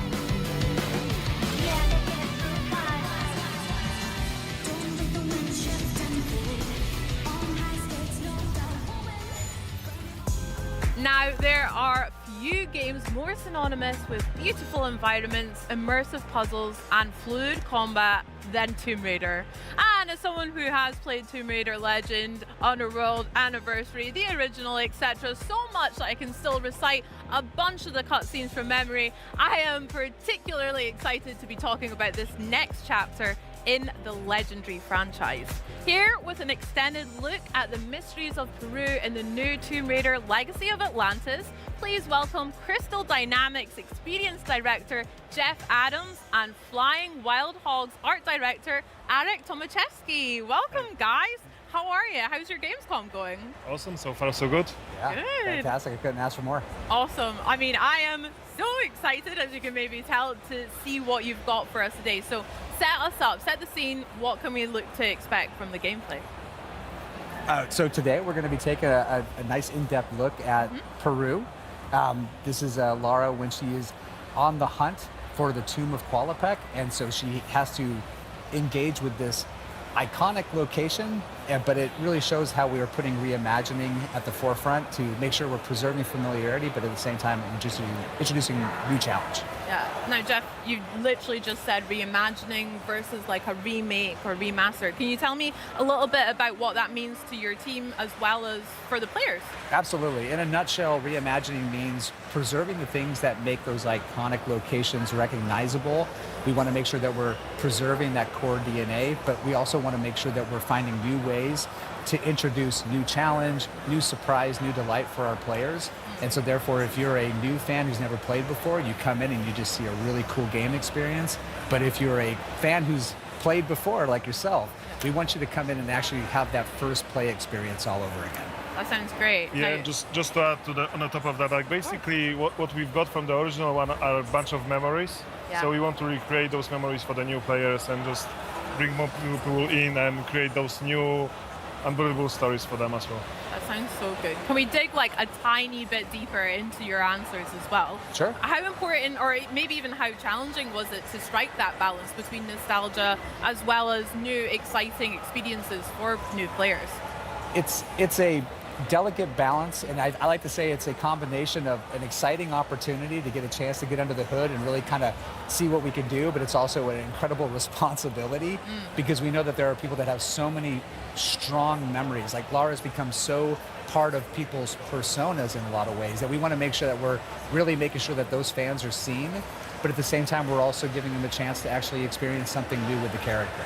And so we take it very seriously, and everything we change or everything we modify, we do because we feel like it's basically what the original developers of the game probably were getting at. Πριν από λίγη ώρα ανακοινώσαν μεγάλες εκπτώσεις για το Forza Horizon 5 60%, Forza Horizon 5 60%, Forza Horizon 6 15% και Forza Motorsport 60% έκπτωση για όσους θέλουν να πάρουν το παιχνίδι κανονικά εκτός Game Pass. Keep the key elements from the original one, so we're trying to be, like Jeff said, being super respectful to the OG, but then bring our own flavor to it as well. Okay, I can't wait to spin my eyes then and look at the game. That's so smart. I never thought about that before. Well, can we take a wee look and see what it's all about then? What you guys have been up to? We will allow it.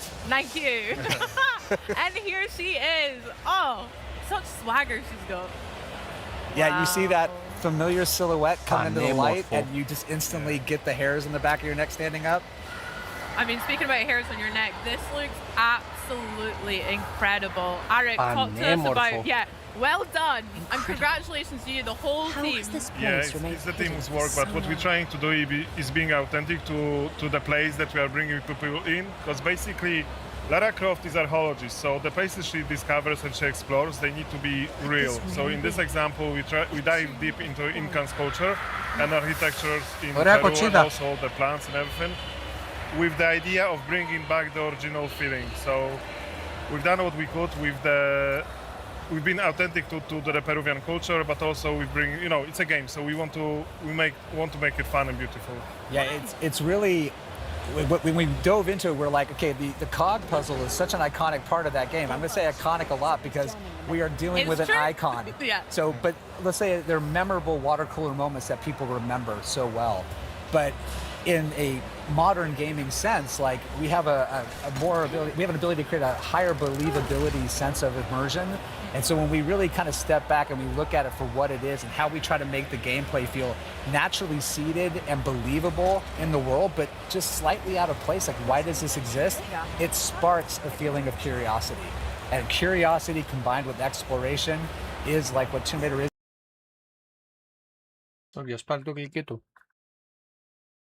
At a core, and so we get it on screen and we hopefully make people happy with it. Yeah, but also when you look on the cog puzzle, we wanted to make a sense why it's there, so we created a whole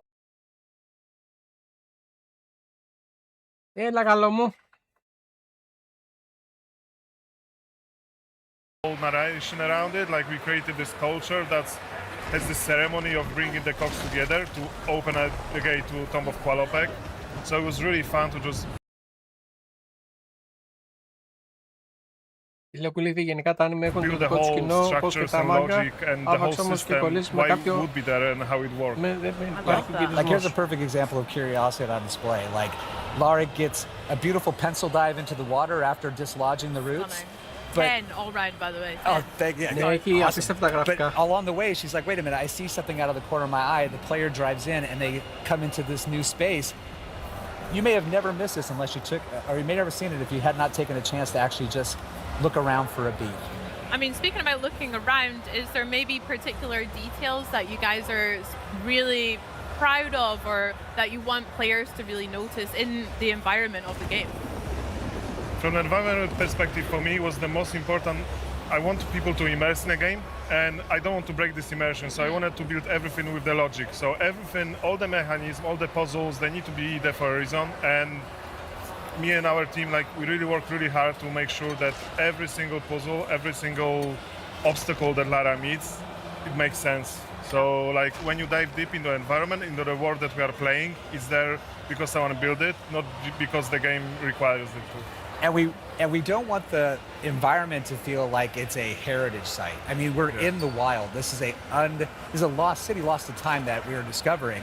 And as a result, we have the opportunity to kind of do some storytelling tricks where we can actually say, hey, this is a culture that evolved in isolation for a while. So how do you preserve what we know about Incan culture, but at the same time, give it a uniqueness to say, hey, it's unmistakably Tomb Raider, but it's that way because they just evolved in isolation for a while. Yeah. And when you play the game, you're going to find out why.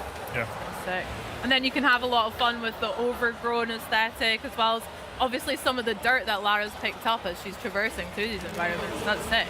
Yeah, I mean, that's a part of just making sure that the environment feels like you are the person who discovered.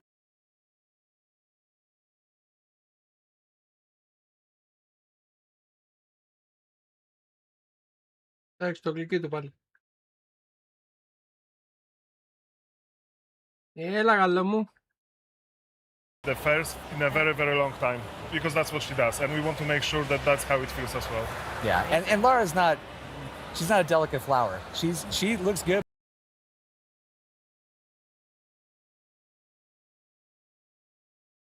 But she is going to get her hands dirty. She's going to dig in. Heck yeah. She's going to go anywhere, and she's going to follow her instincts, similar to how she's doing here. She's like, I need that cog to get that puzzle moving. I found one, but that has opened up the path to somewhere else.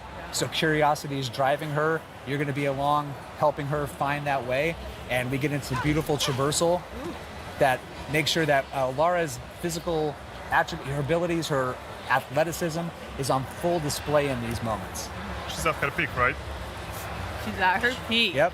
Love that. Now, the puzzles, like you mentioned, they are such an iconic part of Tomb Raider for me.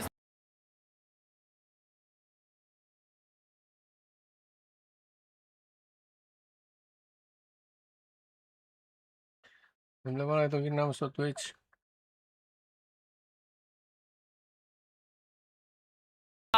There's so many that I remember from Greece, Egypt, all of the levels. Can you go a little bit deeper about how you've evolved them for Legacy of Atlantis?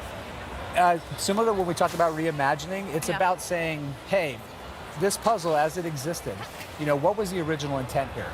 And if that intent is something that we are like, hey, that's a really strong guiding principle, how do we take that and make it the ultimate version of what it intends to be? Sometimes that means sticking very close to the formula. Sometimes it means deviating into another area, but we do so in a way that's very thoughtful and very precise because we never want to make it feel like we're ignoring the history of this adventure that we're reimagining. We want it to feel like it's the re-debut. You know, we have a luxury of very talented developers who ask the right questions, who push in the right places to make sure we get really cool stuff that's fun to play on screen. And watching this whole process unfold over the last has just been a treat as a developer. I bet. That's so special. That's so cool. What we're seeing here is Lara movement in full action there. She's got a lot of swagger. Like I said, she's got steez looking. Can you talk to me a little bit about some of the innovations that Lara's movement can be experienced in Legacy of Atlantis and how it'll feel for players to play as her? What we hope it feels familiar. We hope that you can pick up the sticks and you're like, wow, this is like putting on an old pair of shoes that are super comfortable. But at the same time, we've given her a couple of more tricks that she can use to help navigate the world, such as her grapple cuff that can give her some unique abilities to interact with objects, to use it to navigate. Those little touches are additive and are meant to enhance the experience while still preserving that original intent. Very cool. But that cog puzzle, I mean, she basically knew she needed to find it. She used her instinct. She moved upwards through this beautiful little pocket city that was adjacent to this temple, discovered things about it along the way, got inside, found this beautiful water clock whose purpose is unknown. Yeah. She gets it, look at her and go. look at this. There she is. That's Lara, baby. Oh my gosh. Lara never comes in through the front door, and she never leaves without style. Oh, that's sick. So yeah, we've got this beautiful landscape around us. The environment art is stunning. I know. I mean, incredible. I mean, we try to. When you play in this game, like we want you to explore and just enjoy exploring the environment, apart from doing everything else. Like if you just want to walk around and want to figure out what was actually happening in this place and how what the people were doing. Μόνο τα 5-12 έχω. Στο Twitch βλέπεις, δεν κάνει kick. It's just so awesome. Like our teams put so much heart and passion into building the vistas like this. Look at that. This is one of my favorite favorite moments is the postcard shots where you're alone in the wilderness. You can hear the birds chirping, the leaves rustling. There's no time clock. We want people to slow down when they play the game. We want them to say, take it in, enjoy it. You don't have to speed run it, but if you're listening and you do, let us know what your time is because we'll keep track. But that's great. It's the type of audience that we have. You know, we have people that want to challenge themselves to move through the experience as fast as they can, and those that want to sightsee.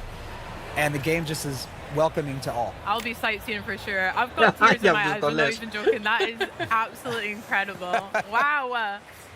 I wanted to go back a little bit and talk a little bit more about Lara's toolkit and how that's evolved here. So we've mentioned her grapple hook, we saw the scanner in action as well. How is that really going to affect the gameplay for players, and what other tools has she got up her sleeve? Well, we've got like you said, the two items that we've already discussed. Nice. And as Arik mentioned, the scanner has some dual functionality. It can not only give you some hints that are optional if you don't want to engage with it, but it also gives you some world lore. But on top of that, we've got some things under the hood in her PDA that we can use to help give her some slightly different skill attributes if you want to equip her in a certain way to help meet challenges as you can face them. We've got our crafting system because we want to make sure that, you know, finding med packs in the middle of the jungle. It's cool. A little bit old school, yeah. In a tomb 10,000 years old, that's lucky that there's a first aid kit here. What do you mean? They're not there all the time? No. What the heck? So we were like, how do we make this still feel like Tomb Raider, but at the same time, like not break immersion? And so that's where like crafting is a perfect add-on addition to it. It lets her scavenge the world for resources, use her knowledge and her ability to craft something useful.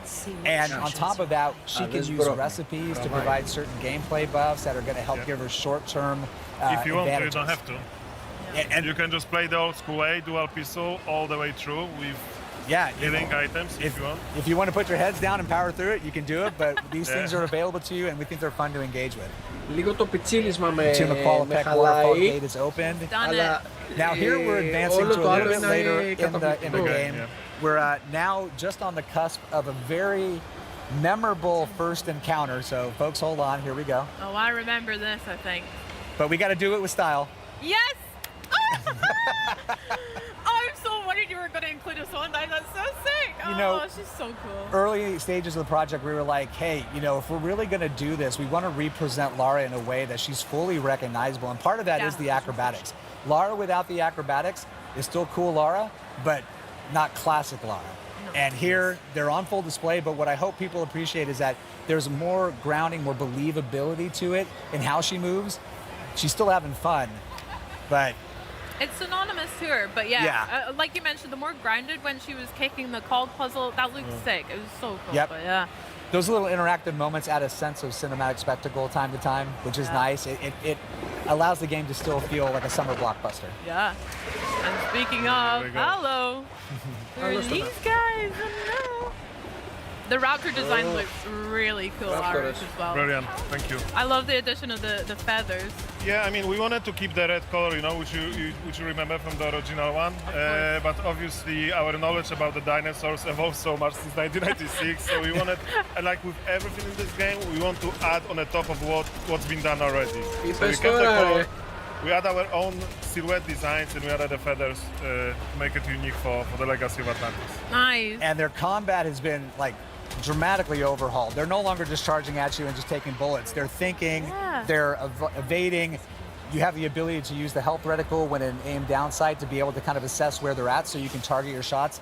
And with Lara's combat, love seeing the axe make a little appearance. Utility gear for the win. But when she's actually in combat, she's got a loop of, you know, assessing the situation, responding, and then moving to make sure she can then reassess. And that's Lara's always in motion. Her combat is fluid, it's organic, but at the same time, it helps her kind of overcome challenges and get the upper hand. Yeah. Yeah, she needs to keep moving all the time. It's like a dance for them. Yeah. That's sick. And you can see a little blue dot on the bottom, which enables you to go into the focus mode, which slows down time, which is one of my favorite features in our game. For sure. Yeah, when that fills up, she can go into hyper focus, slow down time, and really pull off those precision shots. But if you're gonna do that, like, give her some style when she does it. Absolutely. Let those acrobatics shine. Hello. There's our girl. Oh my gosh. What was it like reimagining such an iconic boss fight here as well as the other ones in Atlantis? How was that? From our perspective, it was just an honor to work on a T-Rex, but like we worked for such a long time to just make sure it's perfect from our perspective, and we were trying to be respectful to the OG one. You know, the moment when she's coming out like throughout the corner and you see the T-Rex. We couldn't do exactly this, but we wanted to have the same emotions when people see her for the first time, and then just working on a design, it was such a blast. Yeah. And when you see her, it's like she still has some of those classic DNAs. She's got that beautiful green with the yellow pockets under her eyes, but we've also got some added elements in the feathers that also provide a little bit more of a reason of, she's in a geothermal valley. I mean, she's going to have a little bit of plumage that feels like it matches that environment, and it just gives her this really recognizable signature look. I just love that we added those red feathers because there's so many versions of the T-Rex, you know, in all the medias, and those red feathering on the top of this green and yellow eyes, for me, is like beautiful. And like, άρχισε το Twitch.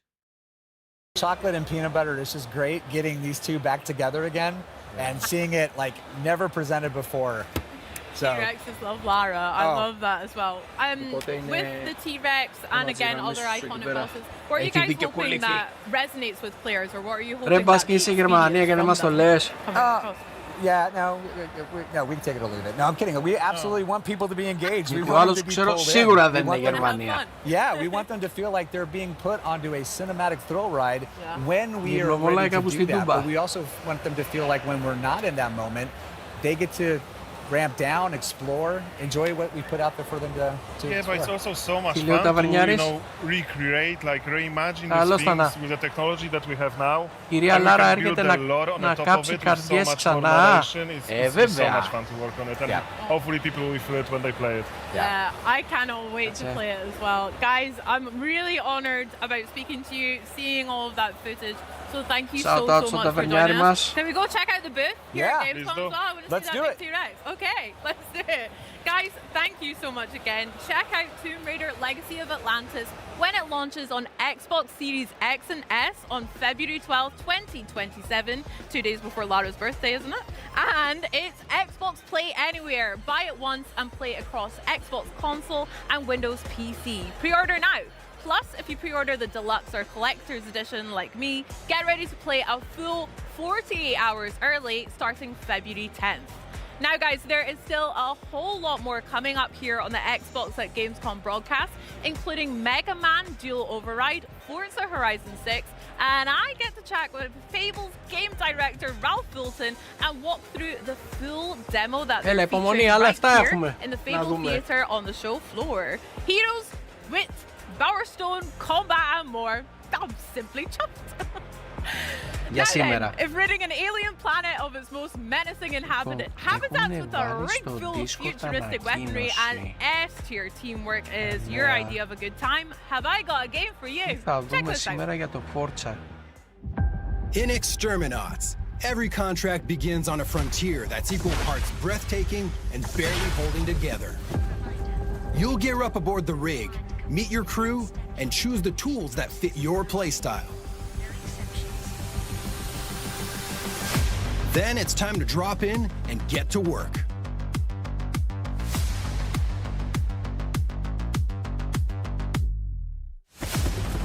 The ecosystem is alive. Creatures hunt, feed, adapt, and push back against your every move.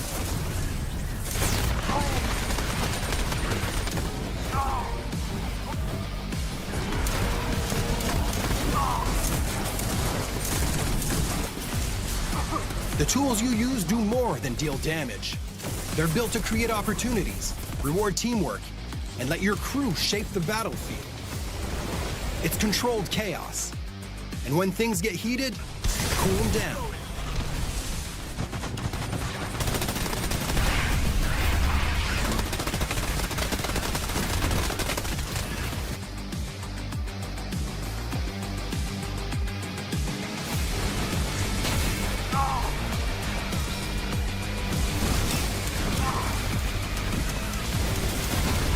Καλησπέρα Ιωάννη.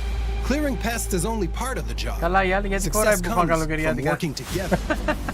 Μπορεί να έχουν δυνατό air condition εκεί πέρα. While one exterminaut gets the facility back online, the rest of the crew holds the line and keeps the site secure.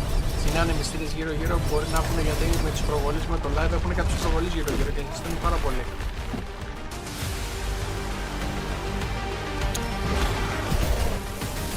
Οπότε με τους ανεμιστήρες και το air condition μπορεί να κρυώνει. Overdrive that sick boy.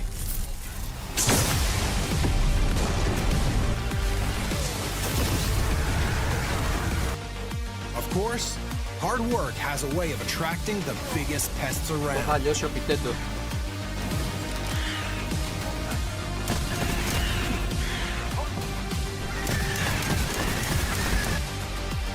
And even then, the contract isn't finished until everyone makes it home.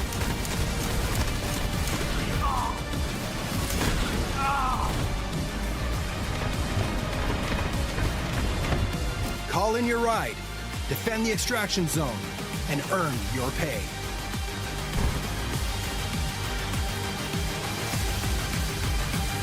Because in Exterminats, the best jobs are the ones you survive together.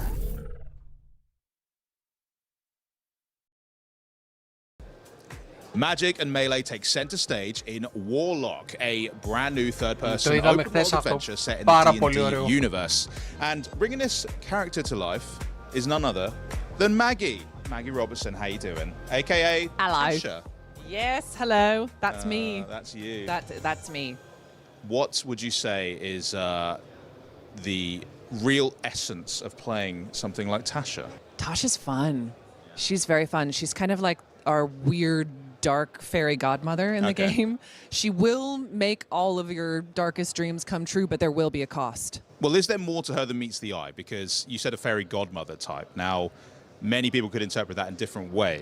Indeed. So tell me a bit more deeper about Tasha. She is charming and charismatic.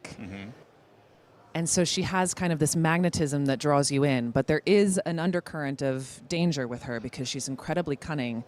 And she's always working towards her own ends, not yours. And you don't always know what her true goals are in the game. So you do always have to stay on your toes with her.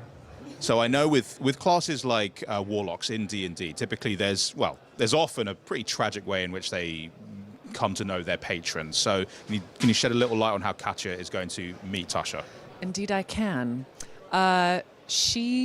Katri is searching for someone, and that search brings her to Tasha in order to get what she wants. Now, you've obviously played many characters before in various fantasy settings, but was there anything in particular that was a bit more challenging about playing someone like Tasha? I think the challenge of Tasha is that she is so cunning, and she is always planning 10 steps ahead of everybody else in the room. So she's always moving and shaking, and so having to hold all of that within you in any scene that you're in, and always know that there's something else that she is negotiating. Even if you think you're negotiating this, you're actually negotiating about this. Obviously, being a huge fan of D&D as well, right? So, and you've played Orin the Red, incredibly vicious, devious, pretty nasty character. So, are there any parallels in that kind of excitement you had when you got to play Orin, and now you get to sort of re-enter the universe now in Warlock? Tons of excitement to re-enter the universe. D&D is so fun because you can be anything you want to be, do anything you want to do. So I genuinely love D&D. I love to play with my friends, and it is a nice home space for me. So then being able to be a part of games that also are in those worlds is incredibly fun. How many times can I say fun in one interview? Fun, fun, fun. Well, it's all fun. It's very fun. What can you say? I don't know if I I said that before, but it is in fact quite fun. What was your question? Because I've blacked out and all I'm on is fun. Was the excitement of playing a character like Orin, being such a D&D fan, was that mirrored in then having the opportunity to re-enter D&D again as now? Oh, absolutely. But also, like, Tasha's an iconic D&D character, and that comes with a decent amount of stress and scariness and, oh God, what have I done? Can I pull this off? I think every time I get booked on something, I have a minute of panic of like, oh God, and now I have to do it. I mean, people are committing their entire lives to a patron, so yeah, that's a lot of weight on your shoulder. Yeah, the least I could do is try. Yeah. Well, Maggie, thank you so much for joining us, and thank you for just voicing so many incredible characters. But next up, we're actually heading over to the world of Mega Man and Twinkle Girl, which is just an incredible sentence to say out loud. So why don't we check in with Benny and see what's up with that? They're called fan favorites for a reason, and this next game can certainly claim that title. And here to show off gameplay to the newest entry to the beloved franchise, Mega Man Dual Override. Please welcome game producer Hiroyuki Minamatani and game director Shinya Ikuta. Hello everyone. Thank you so much for joining us. Hi. Welcome. Now, we're going to hop straight into some gameplay. Can you tell us a little bit about what we're going to play? 最初はゲームプレイを紹介しますけれども、ゲームコースについて少しでも説明していただけます？はい。今回小バージョンということで、ティンクルガール以外のステージは捨てられています。でも本来は全ての8体のボスから1体を選んで好きなステージを選んで攻略するのがロックマンらしさであります。Okay, today we'll be playing from the GamesCom build that we have here, so we only have one stage available. When the full game comes out, you'll be able to choose from 8 different stages. Oh, amazing. Thank you so much, Doug. So we've got Twinkle Girl as well, which I know is one of the new robot masters. で、Twinkle Girl は新ボスっていう認識で正しいです。そうです。Yes, she is a new boss for this game. じゃあ早速選んでみましょうか。All right, let's get started. はい。 So, can you tell us a little bit about the 3 stages that we have, which is new? はい、で、ステージ3つのエリアがあることについて少し説明していただけます？はい、今回は3ステージ構成になってて、ステージが進むごとにだんだん難しくなっていきます。で、最後にボスが待ち受けています。Alright, so every stage in the game will have 3 separate areas, and as you progress through each of them, they'll become more and more difficult. The robot master for each of those stages will be waiting for you in the third area. Okay, amazing. Should we hop in and see what we have on offer? じゃあ始めましょうか。はい。では最初のステージを選んでいきます。はい。Alright, we're gonna get started. Okay, amazing. We've got 3 chips here. Can you tell us what this feature is? で、そのチップについて少しでも説明していただけますか？はい。チップをセットすることでロックマンを強化することができるんですけども、今回は3種類のチップセットを用意しました。Okay, Mega Man is able to equip a variety of chips throughout the game that'll add a variety of abilities to him. For the Gamescom show floor demo, we have 3 chips available to players. Okay, amazing. And what's the first one that we're going to use? で、今日最初に使うのはどちらでしょうか？一番上の防御スタイルのチップセットを選びます。Alright, so first we're going to be using one that's a little bit more of a defensive chip. Okay, nice. Let's see it in action. はい、じゃあ。Let's start. はい、この3つのチップセットは体験版だけの特別な仕様で、製品版ではユーザーが組み合わせて使うことができます。Alright, so for the Gamescom demo, we only have 3 chips available. Once the full game comes out, players will have a very wide variety of chips to be able to use for a variety of skills. Oh, amazing. Oh, we can see it here right there, so it's going to help block those abilities, right? で、そのシールを使うときには、攻撃にダメージ受けないようにするんですよね。そうです。はい。Yeah, that's correct. It'll reduce damage. Okay, amazing. で、バリア自体はいつでも解除できます。Alright, so with the shield itself, you can actually turn it off at any point in time too. So I'm guessing that's going to create a skill curve for players. まあ多分プレイヤーにとってはそのシールの使い方はやっぱり戦略が必要ですよね。はい、そうです。Yeah, so some strategy will be involved, of course, in the use of the shield. Amazing. Also, so to point out is like when damaging the enemies, we're seeing a lot of that like graphical effects to those, aren't we? やっぱり敵にはダメージを与えるときにはその傷がついたりマークがついてますよね。はい。だんだん黒くなっていくというか、ちょっと焦げが発生して、はい、ダメージ表現が分かりやすくなっています。Yeah, so with each enemy, as you damage them more and more, you'll start to see them kind of develop damage and scars and that sort of thing. And as they become darker, it's clear that they're getting closer to being killed. Okay, amazing. So as we progress through the level as well, we're noticing a lot of familiar enemies that people will recognize from the previous games, right? Can you tell us a little bit about that and how you balanced it in this game? はい、ステージが進行につれて、馴染みの敵と新規の敵が登場するんだけれども、そのバランスを取るにはどのようにやって取り組んでいます？そうですね、やっぱ懐かしい敵っていうのは、出すとやっぱファンの人はすごく喜んでくれますし、結構なんていうんですかね、配置の位置でかなり攻略が難しくなるような敵もすごくたくさんいるんで、それをバランスよくセットするのが、大事だと思ってます。Yeah, so when it comes to enemies, of course, having a bit of a familiar face allows fans to have a little bit of nostalgia with the gameplay, and then introducing new enemies and whatnot will add a different level of challenge to it. So it's a good opportunity for fans to really kind of have that love of the series and some new stuff to experience and bring some challenges to the game. Yeah, and I think we've got to talk about new things about the game, the dual override system. Can you tell us a little bit about that in the top left corner? はい、で新規要素について話してるんだけど、オーバーライトについての説明少しでもいただけます？はい、わかりました。ではまず実際に使ってみますね。ちょっとお待ちくださいね。Alright, we'll use it in just a second. すでに今の時点でオーバーライトゲージがはまってます。Alright, so at present, the override gauge is still building up. 敵を倒したり、ダメージを受けたり、いろいろな能動的な行動でゲージが溜まっていきます。And the override gauge will build up in a variety of ways, taking damage, damaging enemies and whatnot. How many times can you... Oh, here we go. では、オーバーライドをして強化した状態でかっこよく敵を倒したいと思います。Alright, so once the override is activated, you'll actually become more powerful and you'll be able to unleash some really cool looking attacks like I've seen here on the screen. Destroyed. Amazing, and that's our first level stage complete. はい、それエリア1完成ですね。そうです。Yes. Amazing. Now, one thing as well with that override system, how many times are they able to charge it? でそのオーバーライドのゲージは何回まで蓄積できます？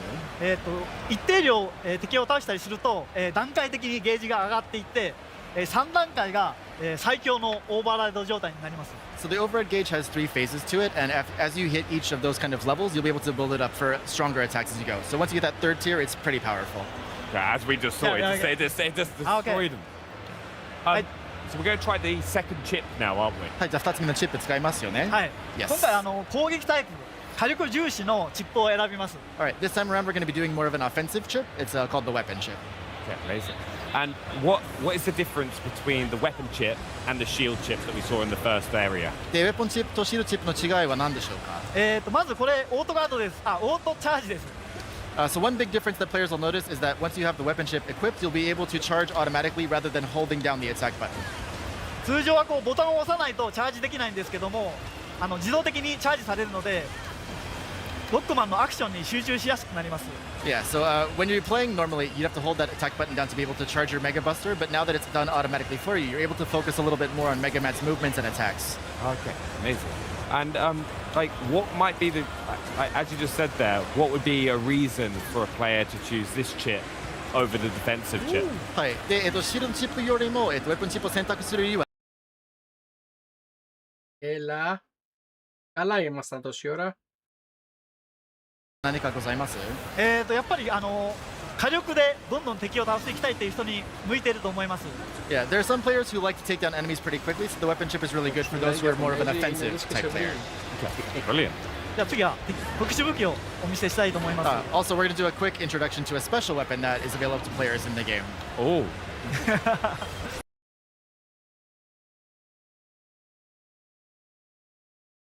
Έλα.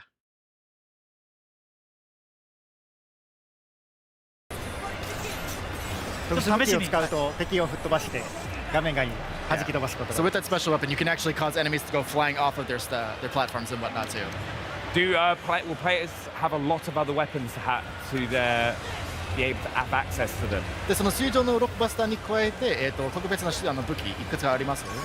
通常のロックバスターに加えて。かなりありますよね。そうですね。はい、たくさんあります。Yeah, there will be quite a few other weapons available to players outside of the standard Mega Buster. And how are players going to gain access to those weapons? で、その特別の武器を取得するのに何が必要ですかね？最後のボスを倒すことが必須条件となります。はい。So as players defeat robot masters in every stage, they'll get a special skill from those robot masters. I've also noticed, as you've just collected it, these screws. What are they for, and how are players going to use them? はい、でステージにはネジも集めれるようですけれども、そのネジはどのように使います？ネジを貯めるとショップでチップを購入することができます。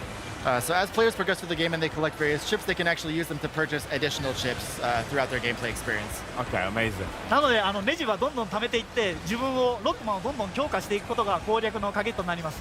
So one cool strategy about that is the more screws you collect, the more powerful Mega Man will become. So we recommend doing your best to collect them and powering up as you play. この先に強敵が待ち受けています。はい、we're gonna go ahead. Oh no, I was just going to say we've just come to this checkpoint, right? Like which allows players to kind of take breaks throughout the game. How have you balanced that? I think we'll go to this because this is Astro Man, right? It's returning. I know so many people are excited about this. Can you tell us more? Yeah, so Astro Man が復活しますよね。そのためにμπορούσαν να το δείξουμε σε ένα 2 ώρο. ロックマンのファンに喜んでもらおうと思って過去作からボスを復活させてます。他のボスも登場しますので復活しますので楽しみにしてください。 Alright. So as a fan service to series of the Mega Man series, we've brought back a variety of robots. Robot masters. Astro Man is one of them, but there will be others besides him. So get excited. I love seeing some of these like kind of battles that you see. このような戦略見るのは楽しいですね。初めのボスと違って2番目のボスなのでちょっと歯ごたえのある難易度になっています。それがすごく難しいです。これを避けるのが。Yeah, so compared to the boss in the first area, Astro Man's the boss for the second area, so it'll be a little bit more difficult than the boss we fought earlier. So close! はい、まあ。惜しいですね。本当に強敵なんですよ。めちゃくちゃ。はい。Yeah. The shield chip would have come in handy there. やっぱりシールドチップ使えばよかったかも。まあそうですけども、僕はもう火力重視でいきます。Alright, we're gonna do our best here. Well, I believe. 使用される方に参考になるようなプレーを目指したいと思います。Alright, I want to do my best to show players the best gameplay I can. できるかな。よし、頑張ろう。You're gonna do it flawless. まあ今回ダメージ受けずに倒せますよね。はい、任せてください。It's one of the things. It is hard to talk and αρχίσει είναι play these pre-show. boss fights at the same time as well. Είμαστε τώρα γύρω στις 2,5 ώρες.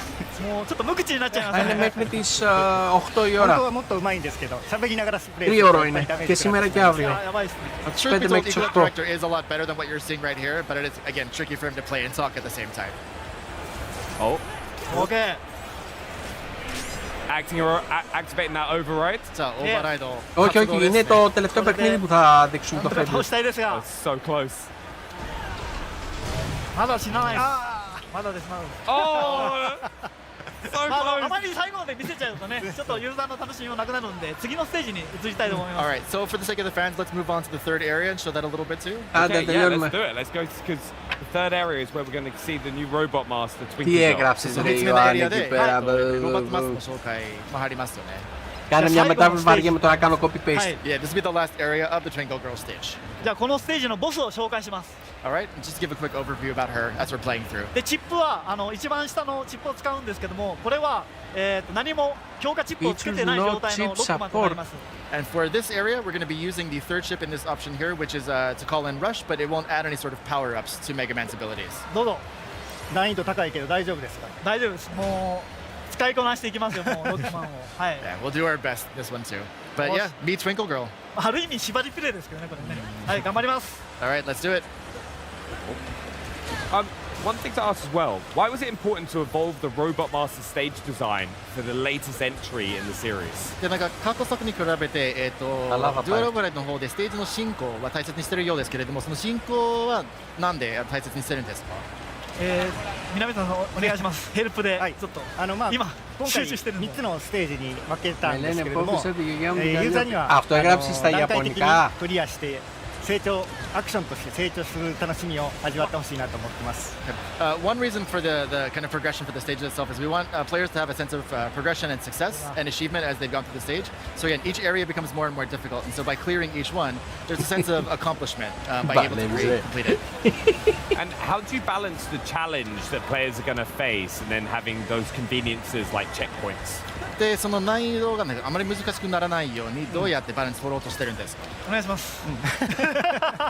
今集中してるんですよ。もうここめっちゃむずいんで。敵の単純に強さを上下させるだけじゃなくて、ステージ構成や敵の配置を調整しながらテストプレイ通じてかなり精密に調整しています。そうですね。Yeah, so if you think about it, obviously the enemies become more and more difficult, more powerful as you progress through the stage, but also we get more strategic with the placements of the enemies, so they're in more inconvenient places, so to speak. But again, it really gives players an ability to practice and kind of level up as they're playing through. I love seeing how much more difficult this stage is as well compared to the other two. やっぱり3つ目のエリア非常に難しいと見えるんですけど。めちゃくちゃむずいです。Yeah, it is pretty tough, isn't it? やっぱロックマンは歯応えがすごく大事だと思っているので、はい、難しめに調整してます。Yeah, of course, the Mega Man series itself is known for its challenge. We want to make sure we kept that for the classic fans. Do you have any tips for players picking it up for the first time? ロックマンシリーズを初めて遊ぶユーザーにとって何かアドバイスあります？ロックマンは特殊武器を使うと、強い攻撃が与えることができるので、このボスも特殊武器が効くようになってますので。So yeah, Mega Man again will have access to a variety of special weapons. Using those special weapons against Robot Masters will actually have some pretty extra effects on them. So we recommend picking those up and using those as well. This fight looks so hard against Twinkle Girl. やっぱり Twinkle Girl 戦は難しく見えるんですけど。めちゃくちゃ難しいんで、僕はもう喋れませんね。It is pretty tough. So Ikuta-san's gonna stop talking because it is pretty tough. Το limited edition Xbox για τα 25 χρόνια δεν θα είναι διαθέσιμο διαβάζω στην Ελλάδα. Θα το βρεις μωρέ, μέσω Γερμανία σίγουρα. Yes, of course Twinkle Girl's attack patterns and whatnot are pretty tough. We don't want to give away the strategy of how to defeat her entirely, so we're actually going to call it right here if that's okay. I feel like that is perfectly fair because we don't want to give those secrets away. We want people to have that challenge. やっぱり発売前にネタバレ出したくないんですよね。そうですね。ぜひ私有できる方だけの限定的な。Της Ελλάδος γι' αυτό just think of this as a preview of what's to come. Now we've seen some great features. We've seen the new override abilities, the new chipsets. What else should fans be excited to see? 今日いろんな新要素を紹介してもらってますけれども、それに加えて一応注目したいこと何かあります？そうですね。8体のボスまだお見せしてませんけども、非常に魅力的なキャラクターをたくさん用意しているのと、そのうちの1体はユーザーから募集をして選抜されたすごく、デザインが、かっこいい、ボスが登場しますので、それを楽しみにしてほしいです。Alright, so within the game itself there are 8 robot masters across the 8 stages that players will have access to. Το ανακοινώσω στην αρχή ότι έχουν εκεί πέρα ένα επαιτειακό το οποίο είναι exploded. Έχει όλα τα κομμάτια διαλυμένα, τέλος πάντων μπορούν να το απεργαστεί ο κόσμος στο περίπτερο εκεί πέρα στην Κολωνία. Και έχει πολλά μέσα easter eggs. Αυτό που δείξανε, ένα easter egg που δείξανε μόνο είναι εντάξει το γνωστό που ισχύει ήδη σε όλα τα Xbox Series S και X που κυκλοφοράνε στην αγορά, ότι στο ανεμιστηράκι έχει το κράνος του Master Chief. Για όσους έχουν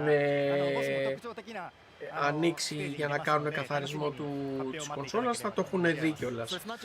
Εντάξει, αυτό είναι γνωστό. Τώρα τι άλλο έχουν βάλει στο πετειακό δεν είπανε κάτι. Θα το μάθουμε εν καιρό. Το άλλο επίσης που είπαν ότι όταν ανάβεις το Xbox στο power button που έχει το λευκό το X το έχουν κάνει πράσινο και επίσης είπαν ότι προσπάθησαν πάρα πολύ να πετύχουν του γνήσιου του πράσινου του διαφανές ακριβώς το χρώμα του πλαστικού. Come on down today. Your Jurassic journey awaits. Hello? Anyone here? Sorry, kid, but what was your name? Jordan. I'm Stella. I need you to find Dalton. Oh no, this isn't good. You see, we've come across this material with some sort of organic properties. I should have stopped long time ago. This is my first documented sighting of this creature. Some thing took him. It took everyone. There's not a soul here.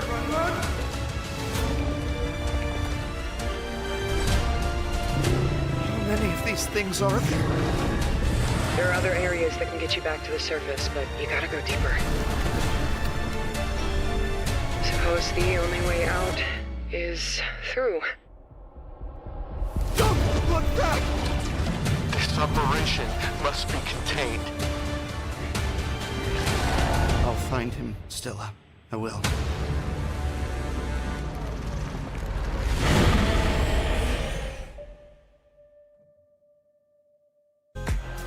It's a partnership made in gaming heaven. IKEA helps create spaces for real life. Xbox is where the world plays.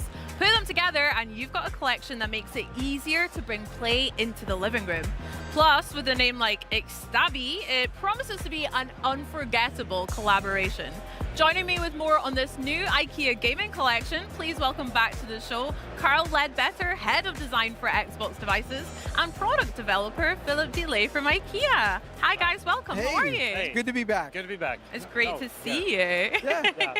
Now, let's talk Xtabi. Tell me a little bit more about this furniture collection. Yeah, so it's a furniture collection, or a home furnishing collection, I would say, because it's furniture and accessories may just enhance the gaming experiences for people in their homes who feel that gaming is an essential part of their everyday. Cool. How did this come about for you guys then? Well, it's pretty interesting when you think about IKEA being the world leader in gaming or home furnishings and products for people at home, and Xbox with our game content and devices for gaming. When you put them together, it really creates the ultimate opportunity to get people immersed into games. So it doesn't stop at the screen or with the controller in your hand. It's about the entire environment that you're working in and playing games in. So that's where I think the magic really happened. Yeah, definitely. Awesome. Now, I hear you had a little inspiration, obviously, from the controller here. Can you talk to me a little bit about how that inspired your product design for this collection?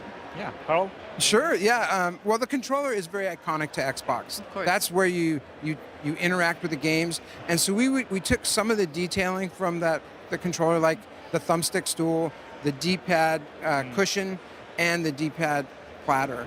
And those are kind of more specific examples, but yeah, it's inspiring. Game content really comes alive through the product, so that's what we looked at. Yeah, and we were inspired by like elements of the controller, but also like how people use it. You know, how people store it, how they charge it, and just making sure that we use some of our IKEA smarts to help you organize all the gear you have around the game. Yeah. So, one of the fun things about this project was IKEA and Xbox both share the same philosophy of making products that solve real problems, that are expressed in a way that anybody can enjoy them at home. And grounding on that, we really started to unlock new ideas and thoughts, and it shows up in all of the collection. Yeah, for sure. Lord knows I need some IKEA smarts as well in my gaming at home, so That's it right. sounds great. So guys, can I get my hands on this collection maybe at my local IKEA store or even online? Yeah, very soon. Okay, how soon maybe? When do you expect to launch? We'll launch globally from October 1st this year. Wow, awesome! Just around the corner, absolutely. Just around the corner, not long to wait at all. I can't wait as well, especially for that D-pad tray. I need that immediately if I can have it. Or maybe even this delightful little cushion. Can I One give of my this one? favorites. One of your favorites? Yep. Love That it. one's for you. Yay! Okay, sorry. Thanks, guys. Well, I mean, Xbox and IKEA feel like they've officially leveled up the gaming space for us at home as well. How does it feel to finally reveal this collection here at GamesCom for you both? Go ahead, Philip. Yeah, amazing. I mean, GamesCom is the world's biggest gaming event, and to see the product, out in the wild, experienced by fans and gamers, people trying out, and finding all the Easter eggs and the fun details that we've put into the designs. Yep. It's been years in the making, so it feels fantastic. It feels really good. I mean, this is the first time for Xbox at Gamescom to actually have a partnership like this with IKEA right here in the booth. And like Philip said, if you look close enough, you'll see some Easter eggs. You'll find them here and there, and they're on all the products. Okay, well, I'm going to go scour them just now That's as right. well. Guys, thank you so much for joining me. Enjoy the rest of your Gamescom and this lovely little setup we've got here. Shall we play some games? I think we should do it. Okay. Yeah. Well, let's do Let's it. do it. You guys, though, buckle up. It's over to Charlie and Henry with the latest from Forza Horizon 6. let's kick things into overdrive with some new Forza racing, shall we, Hannes? Oh, go on then. And here with a look at the newest game mode and some truly exciting partnerships, please welcome senior game designer Will Hume and lead game designer David Orton. Είδαμε και για το IKEA. Doing very well. How are you both? Τελικά μόνο μαξιλαράκι να κάτσουν θα βγάλουν. Απλά μάλλον για πρώτο Οκτώβρη το βλέπουμε ότι θα είναι διαθέσιμα. Absolutely crushed it when it came out recently. How's the reaction been? How are you guys feeling? We're feeling great. Yeah, it's been awesome. Yeah. Λοιπόν, όσον αφορά το Forza, έχουν ανακοινώσει ότι στις 7 Σεπτέμβρη θα έχουν καινούριο Drift Attack feature. Μάλλον θα μας το πούνε τώρα. Και βρετανικά αυτοκίνητα στις 10 Σεπτεμβρίου. Συν ότι θα έχουν και με το 7-Eleven μια συνεργασία μέσα στον Οκτώβριο. I know what I'm doing on the flight home. Thank you. Neck and neck. It's neck and neck. But you mentioned a new feature. Let's do it. So why don't you tell us all about it? What are you Yes. So we've been blown away by the launch of Forza Horizon 6. We've welcomed millions of players to Horizon Japan. We've added new cars, new rewards, new events. And today we're really excited to give you a first look at a brand new game mode, which is Drift Attack. So this will be free to all players, and I'm accompanied by Will. He'll be driving. Our beautiful assistant today. There is no way that I can drift and drive at the same time and talk. So it's worth saying this is all live, so no pressure, Will. No pressure at all. So we're going to be really nice and polite to you, whatever happens. We're trying very well. Yeah. So here we are. We're at the sort of drift pan circuit. Yep. We've kind of upgraded it a bit, put some aftermarket cars in there. You can see people driving. It's worth saying this is all live. Wow. So okay. The people at the Gamescom booth. That's the people we're seeing here. So we go, shout out to 240 Gamescom 1. You made the stream. You made the stream. There you go. The dev kit. So to start a Drift Attack, all we need to do is drive through the gantry and away we go. It's all about setting the highest drift score on one lap and then trying your hardest to beat it every single time. Nice. Okay, so we're going to get our first taste of it right here. Here we go. Oh, yeah, I see the score going up. I see the score going up. And then, okay, first thing we noticed as well is those blue boxes on the floor aren't normally there. What are those? Yeah, so they are clipping zones. Okay. So right now, Will is getting a drift score. And if you're drifting within the sort of blue lanes there, it will actually increase your score. Oh, yes, I can see the multiplier at the bottom. Nice. Yes, you get a times 2 multiplier. The way that works is kind of for two reasons. One of them is it's to kind of reward those players who are really good at the game. But also, they've been strategically placed for sort of the best drifting line. So it's there to sort of encourage where you should be kind of getting your angles. Bit of education, bit of accessibility. Yeah, bit of education. And obviously, number go up is always good fun. It is. It's always good fun. So right now, Will has locked in a score. What have you got? 158,000. Okay. Very respectable. Is it respectable? I say it's modest. Modest. Are you going to take that? We can do better. I think we can do better. Okay, let's get another run real quick. Yeah. And I saw as well there was some little pop-ups on the side, on the right. They look like collection journal entries. Yes. So we have actually expanded the campaign with Drift Attack as well, and we'll show that in a bit with our collection journal. Good. Absolutely. I'm excited. And a key thing about this is it's all in the shared world. So you're not loading out, you're not instancing out into another space. We wanted to make it as frictionless as possible. So all you need to do is drive through the gantry and away you go. And right now, Will is sort of taking the score against himself. If you wanted to, you could actually join a convoy of people and you'd be put a leaderboard there as well. And it's how we kind of wanted that competition to be more opt-in. Μέσα Amazon γιατί στο Microsoft Store δεν μπορείς να κάνεις άλλες παραγγελίες. Εμένα σου πω να διάβασε πιο πολύ το Wolverine. Το έχει και καλά τις νυχές, τις διαμονές, φαίνεται να μυστήρες από μέσα. Ωραία και το Wolverine, αλλά πάνω από 100 και χρησία το θεωρώ ακριβό. I've got quite a way to go. Whoever was 2 Forza GameCom 6, whoever that was, they got the best score. So this is actually live, and these leaderboards, they reset each week as well. So this looks across the entire community as well. So you could be driving past a Drift Attack circuit and you see your friends on the leaderboard and they've swapped your score. It's like a great way. Yeah, exactly. And then away you go. And as you said, it's a permanent mode, so you can constantly keep your eye on it, right? Come back to it, have another go. Exactly. Yeah. So beautiful. With that, this is a game mode you can play today. And in the future, you don't get left behind. This is all ready for players from the moment it goes live. And with that, we've got some permanent rewards. So let's look at those. Yeah, let's do it. This is the collection journal that you mentioned, right, Ham? Yeah. Yeah, I mean, beautiful.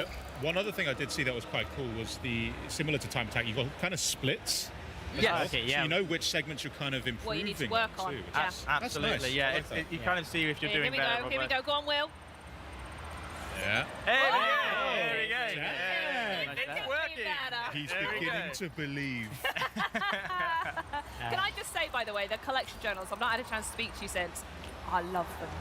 I'm hooked. I'm a tick box list kind of gal. I love that. And knowing what to go in and having some sort of direction is so helpful. So you mentioned that Drift Attack has its own element within the journal, right? It does. Let's take a look. So Drift Attack's permanent new mode, as we've said. So we've integrated it into the collection journal on the Horizon Festival campaign. So once you get your yellow wristband, you'll have unlocked it at the Shimano circuit, and you can take part. So it's got a whole new category for Drift Attack. Beautiful. With its own collection items. Similar to Time Attack, you'll get them for completing laps, but instead of PI classes, we've kind of focused on different car buckets that make sense for drift. So you've got drift cars, sports cars, retro super saloons. I think that adds an element of like thinking about it, because you can make an S1 or whatever and find someone else's tune and then go and do it, and then hey, well done, you're great. But actually applying to a specific car type, that's the challenge. I really like that. That's the hope. It encourages people to try different cars as well, they might not have tried. Amazing. But it comes with that as well. Obviously, we have brand new rewards for this category. So we've got a Drift Attack race helmet and suit, which is super cool. People want more of that sort of stuff, so you'll be able to apply that to your character. Then the coolest reward is a brand new Forza Edition, the Jaguar XJS Forza Edition. So this is our first post-launch new Forza Edition, similar to the ones we did for the game's launch. It's a complete kind of rework of the car. Yeah. You can see this is what we've been driving throughout this stream, so we can kind of see it in action. Yeah, here it is. It's not bad looking. Yeah, you've done all right there. Yeah, well done. We'll confirm you've done all right with that. Can we get closer to it? Learn what's so special about it? Let's have a look at it in Forza Vista. Yeah, because one of my favourite things is just how wildly detailed the Forza editions are. Like, I look at my Mazda and I'm like, oh, hell yeah. Engine block. Love that. Yeah. Look at the Terreno, and like when you're looking at it in first person, there's the coffee cup, and the details unreal. So let's see what the details are on the Jaguar. Yeah, absolutely. The vehicle art team and handling team are incredible at Playground, and they've kind of knocked it out of the park again with this car. So this was inspired by kind of grassroots drift scene. So they wanted to build something that felt like someone had built it themselves and kind of had that personality to it. So they've got these amazing decals like this, the unit cat who's on the windows of the car. We've got stuff like, you can see like they've taken out the side windows to reduce weight on the car, and they've taken off the door handles as well and put kind of little clips in there you can see. If we go to the rear of the car and take the back kind of boot off, we'll see the inside as well, where they've got these massive kind of air vents for the drift internals, so that to keep the car cool when it's hitting the limiter all the time. And even like the detail, you can see these kind of metal blocks at the edges, which is where the rear wing mounts onto. So it's kind of like that attention to detail again there. You can see like where it kind of cuts in. Love it. So if we have a look at the interior as well. By the way, if you guys need like a Charlie edition horn for the car, it being a Jaguar, it could be like a or something, right? You got it. Yeah, maybe. Should we try and get it in? Stunt Maybe. silence is a great reaction to. We'll need everyone to be quiet for a sec while we record it, but sure. We might be able to sample that and get it in. All right, let's get some big wigs on that, See what we can do. One of my favourite things about this is that the vehicle art team, they sort of set themselves a challenge to make this pass an MOT and be road legal. So they've done all the things to make this incredible drift machine, but at the same time, you could just nip to the shop and get some milk with this car. I'm sure I'll see this on the forecourt of a dealership somewhere. Somewhere. Exactly that. Now, obviously, this is a really cool car. Yeah. When am I going to be able to unlock this? Yes, so Drift Attack will be launching on the 7th of September, so super soon, only a week or two. Nice. The car will launch at the same time, and the same as the feature, cars permanently added. It will always live in the collection journal, so whenever you join the game, you'll be able to play Drift Attack and unlock the Forza Edition Jaguar. Cool, so not a seasonal unlock, it's there no matter what time you can. Forever. Car's there forever, mode's there forever. Absolutely. Do you mind if either me or Henry have a go right now? Absolutely, go for it. Is that all right? Do you want to rock, paper, scissors for it? Okay. Yeah? Okay, you ready? You're going down. Yeah? 1, 2, 3. 1, 2, 3. All right, Charlie. Your turn, hang on. Here's something you can play with. Oh, yeah, I'll tell you what then. Δείχνουν και τα Lego Techniques. Yes, it is. Yes. I'll pass over to you. Ready? Let's not. Oh, this is going to go badly. I would love it. Yeah, Can you imagine this would break live on stream? Yeah, you have that one. There we go. This is ours. That's yours. Yeah, so we've these are the Το Lego δώσαν Technicolor, δωρεάν the 488 Pista and the Dodge Viper. Right now, if you go to your message center, you can get a version of these cars with a sort of replica livery that looks very similar to these cars you see here. They look very cool. I wonder who's going to take these home.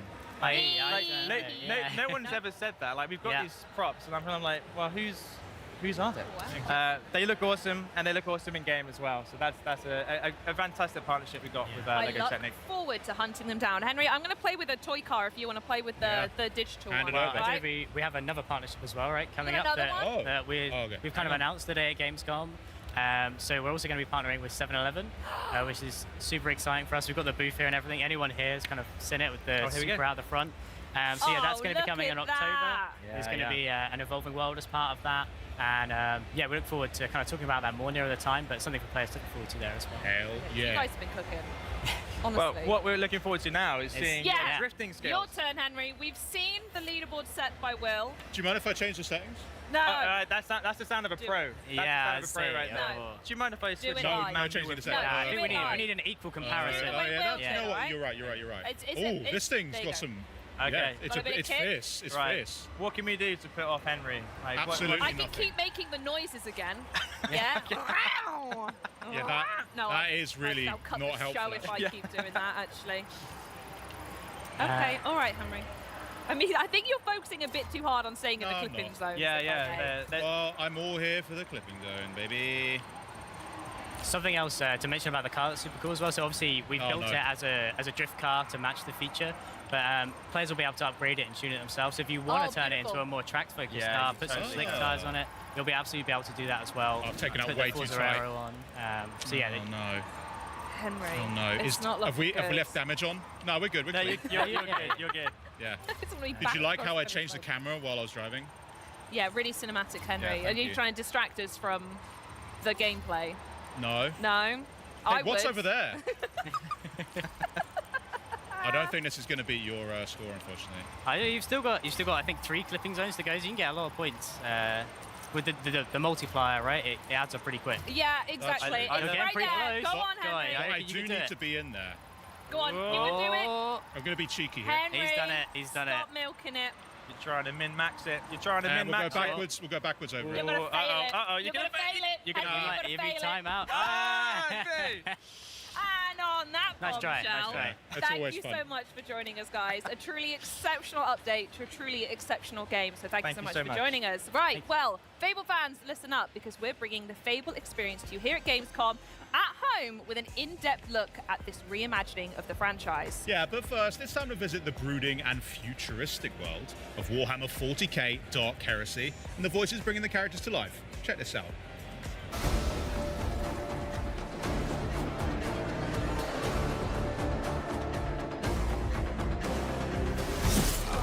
I'm used to killing Xenos, not talking to them.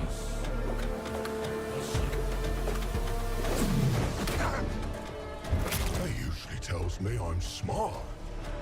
Not that I'm interesting. Numerous signs of bruising, superficial damage to the surface layers of the skin, apparent loss of integrity in some of the smaller bones. The heresy of pride, which spurs one to believe in one's own exceptionality, and the heresy of consorting with the enemies of humanity. You expect me to object, Otvaka? I am no longer part of the Tick vein. You have guessed my race, but I am no foe to you or your tribe. Recommendation. Additional protection for the Acolyte upon approach.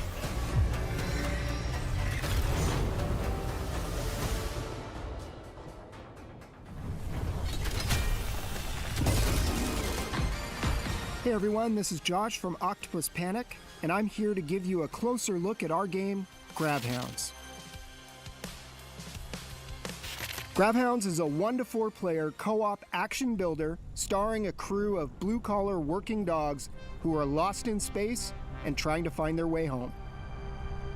Each shift starts aboard the mining ship, where the crew gathers before heading out. From here, we'll pick a job and launch the mission. Oh yeah, here we go. Once we're planetside, everything starts from the collector. This is our dropship, and it's the center of our operation. To begin, we'll lay out some pipeline, which is the power network that allows us to expand across the planet. With the pipeline in place, the first thing we want to build is the fabricator. This is a factory in a box that allows us to produce build kits for our turrets and other infrastructure. Every Gravhound is equipped with a grav beam. This can be used to collect resources, build defensive infrastructure, and even manage the local wildlife. Some resources are extremely volatile, which can come in handy if used correctly. Collecting resources earns us build credits, which can be spent to expand our operation. Okay, with defenses in place, we can move on to our main job. An excavator has been dropped from orbit near a buried artifact. It needs power to work, so we'll push the pipeline across the planet, set up some defenses around the site, and then connect it. Once we bring this thing online, it's going to attract a lot of attention. Here they come. Each Gravhound has a booster rig that lets them move quickly and fluidly around the environment. As the pressure rises, so does our power. Our turrets earn experience in combat, and they can be promoted to more powerful, specialized variants. Throughout each session, we earn reward pods, which contain randomized rewards that increase our combat effectiveness. And if somebody misses a beat, they get a second chance, assuming their friends cooperate.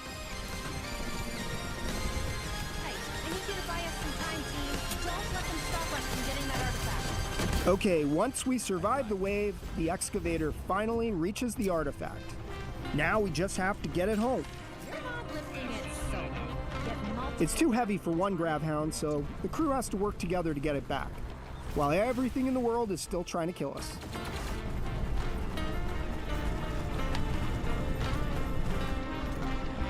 Once we secured the artifact, we can prep the ship for launch.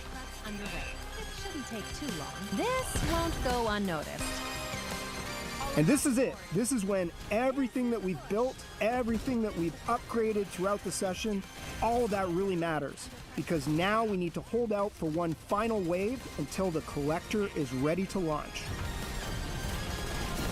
Your turret's under fire. That's not good.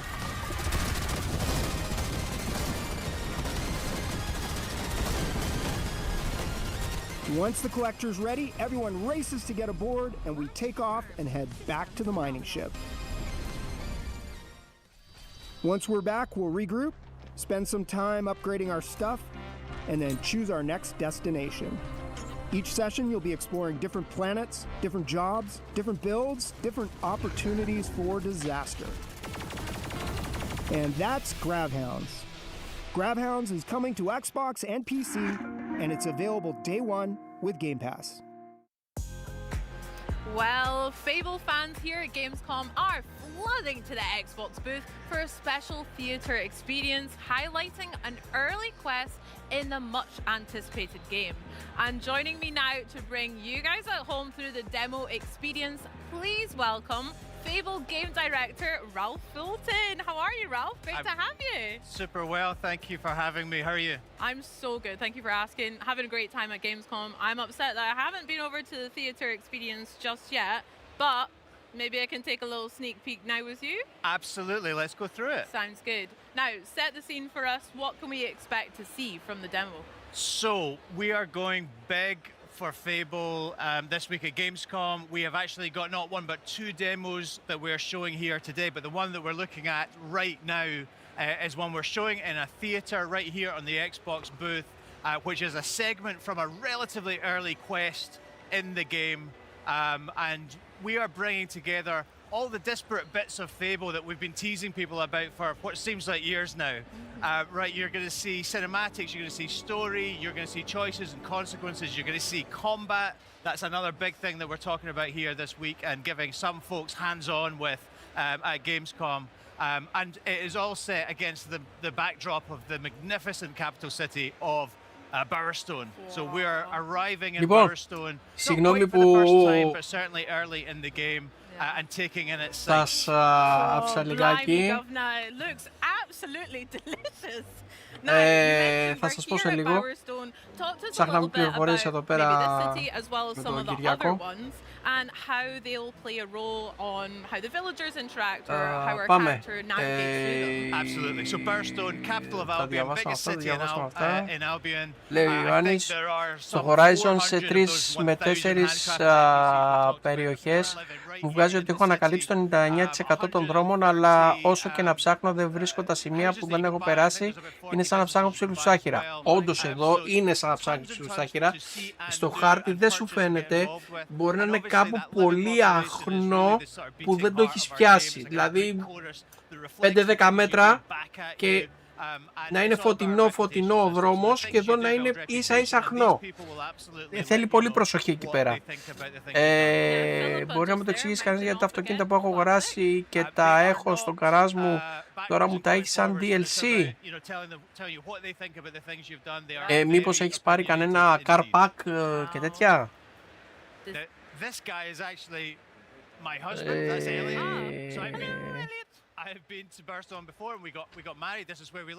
Και δες, αν έχεις αγοράσει κανένα car park ή κανένα VIP και τέτοια, ξανακάν το install ή ξανακάν το get. Το έχεις ήδη αγορασμένο αυτό, δεν χρειάζεται να το ξαναγοράσεις, απλά το πατάς, γιατί μου το έχει κάνει και εμένα. Μπορεί να τα έχω κερδίσει και σε spin, μπορούσα να τα διαλέξω κανονικά, τώρα μου τα βγάζει σε DLC. Εάν δεν το έχεις αγοράσει αυτό τα car packs που σου λέω, τότε τα έχεις κερδίσει σε spin λογικά. Αν και δεν νομίζω να τα έχει αυτά σε spins.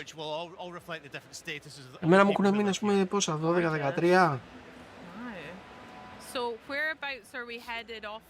Από εκεί. Φεύγουν από ομάδες ανάπτυξης όπως ότι Halo και του Battlefield για να φτιάξουν ένα survival shooter με τον Tigre από τα Cornflakes και μετά απορούν γιατί δεν πουλάνε τα παιχνίδια τους. Ναι, ο Γαβρίλης. And you're now looking for the help of the legendary heroes of the Heroes Guild, because Grandma said that if you're ever in trouble, that's where you should go to get some help. We couldn't quite get into the Heroes Guild earlier. We went and got a key from our brother Connor, and now we have used that key to access the Heroes Guild. We're looking for Humphrey the Golden, who you might remember from a trailer we did a couple of years ago. Yeah.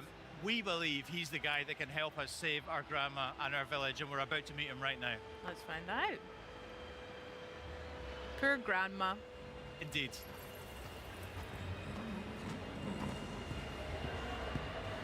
Again, the interior looks amazing. I love the artwork on the left.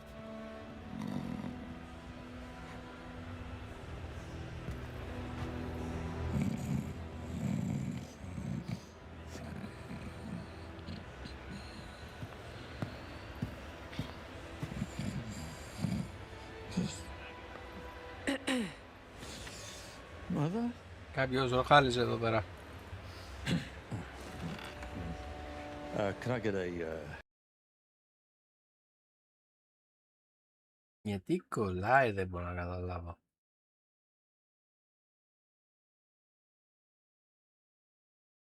Έλα, καλά μου.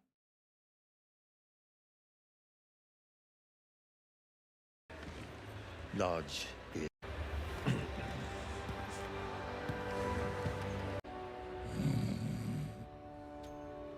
A large beer. Right.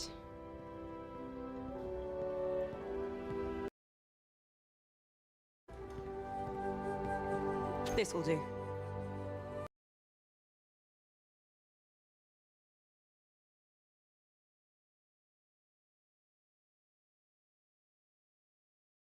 Τι κολλάει τώρα.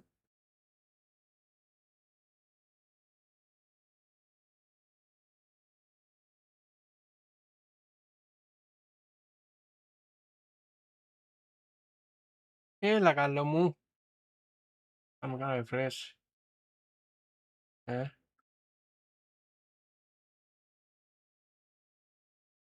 Πολύ ανώτερα από το πρώτο Fable trailer που μας έδειξαν. My whole village. There was a woman in red. She could have been a hero. Or... You're a hero. You'll work it out. Το προηγούμενο shooter αναφέρομαι που έδειξαν οι developers ήταν στις ομάδες και τώρα μας έδειξαν shooter με σκυλιά γατιά. Ναι. Που τα βοφιλαράκια μεγάλωσαν που έλεγα χθες. I ran up a few debts. I don't like to talk about that. I reached out to a local sculptor in town, commissioned him to capture my image in a raw and marble. Anyway, I don't know what I did wrong, but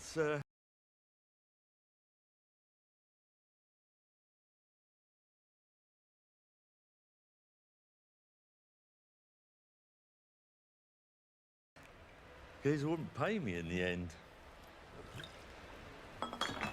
I did what anyone would do, and I went down.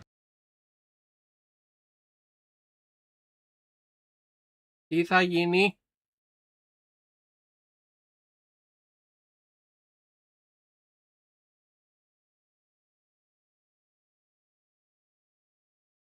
To Ronnie's place. You lost the Heroes Guild on a bet.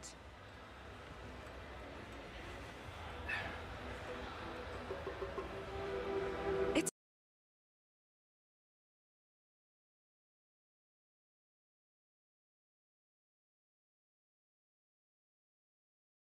in importance and repercussions throughout the game, culminating right at the end of the game in Έχουν πλακώσει όλοι να δουν το Fable και κολλάει το stream. some really Θα βάλω earth-shattering permanent decisions you το YouTube. earth-shattering permanent decisions you'll have to make which will change the face of the world forever. Okay, wow. I don't know if I'm ready for those. I take a lot of time deciding if I want tea or coffee, so we'll find out about how I get on there. Going back a wee bit of the cutscene we've just seen and the trailer that you mentioned when we introduced Humphrey, where did this idea of the cutaways and the talking heads come from for the interviews within the gameplay? It's so interesting and gives us like a real insight into some of the more important characters. I'm really curious. It does, and I think it's something that we haven't really seen in video games before. We're super familiar with it, I guess, from like TV. You know, The Office did it, and Parks and Recreation did it, and lots of great shows like that have done it. The interesting thing about this is it actually stems way back from our pre-production phase when we were trying to figure out how to go and shoot cinematics like that. You know, from directing our actors and doing the performance capture and the rendering that's required for hair and eyes and all that kind of good stuff. Really just to prove out that pipeline, we recorded two speeches by two of our actors, which they did to camera, really just because we wanted to study the face and see how it moved and all that kind of good stuff. And we really loved the effect it had, that sort of almost mock interview effect, and it does exactly what you observed there. It gives you an opportunity to see into the mind of the character. They can give some motivation in a much simpler, clearer way than they would in a dialogue normally. And we liked it so much, we asked the question, how can we get this into our game? And we do it in exactly that way, a sort of cutaway within a cinematic, and it just gives you a little more insight, a little more humour from the character. We hope folks will really enjoy it. Yeah, I certainly will as well, but that's so interesting how it came about, rather than being such a conscious decision from the start. You know, You'd be surprised how much of video game development works like that. oh my gosh.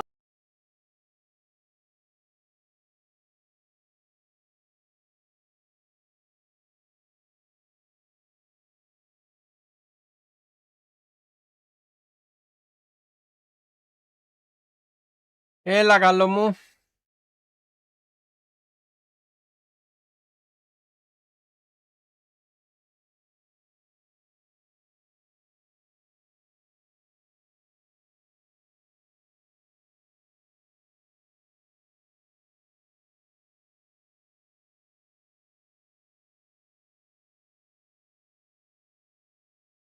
Κοίτα να δεις τώρα.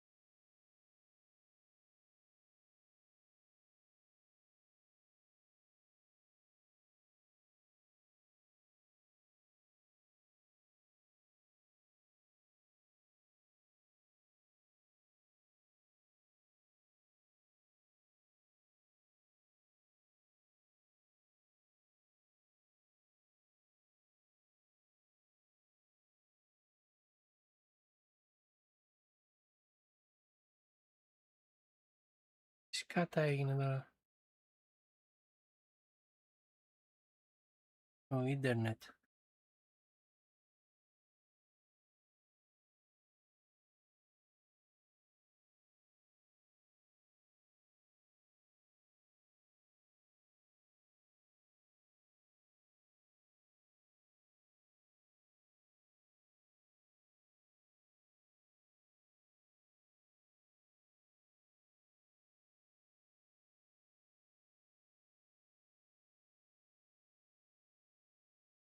Yeah, can you give me some tips maybe about how I should build my hero, or what should players focus on with their talents and skills? So that's a great question. I think honestly the answer that we would always go to is we want you to be the hero you want to be, right? And we've set up this combat system, the way progression works, the way that you'll build skills and new moves and upgrade your weapons. It's based on how you want to develop as a hero, and I guess also your particular style in combat. You know, so you're not bound by any specific class. You can basically build the loadout that you want. Personally, I'm all about power, so a big hammer, damage dealing spells. There are lots more skilled players than me who use crowd control and teleports and what have you. You know, so it's all about how you want to take on a combat encounter. Nice. I'm impressed with some of the magic we've seen here and earlier in the year as well. I'm excited to get my hands on it. Very pretty. Yeah. Okay, so we made it to a tavern, a wee pub. Vibe? You got business with Ronnie or what? That's right. This is the hangout of the gang. Me? Tell you. The Silks? Is it the Silks? I think it's the Silks. We're trying to reclaim the guild deeds which Humphrey lost on a bet. Yes, we're trying to negotiate our way in here. It's the Slicks, of course it's the Slicks. Any feedback for me, same by the letters. way? I'm on a work experience placement. If I don't make it here, I've got to slum it with the Oakshire gangs, you know? Try swearing more, arsehole. Blimey. I could give it a shitting go. Cheers, hero. Yeah, fair enough. He doesn't seem like the most confident criminal I've ever come across, our friend Stan, but I think our advice will stand him in good stead. I think so too. I think actually we're going to kill him in just about 45 seconds time, but spoilers. That's a little bit of a spoiler, yeah. So this particular challenge you can play any number of ways. When you actually play it in the game. I think for in the interest of time, we pay our way through this next particular blockage. But there are different ways you can go and speak to people and find different ways through this locked door. What? Amazing. I'm here to see Ronnie. Good for you. Boss ain't really taking on new clients right now. You got an appointment.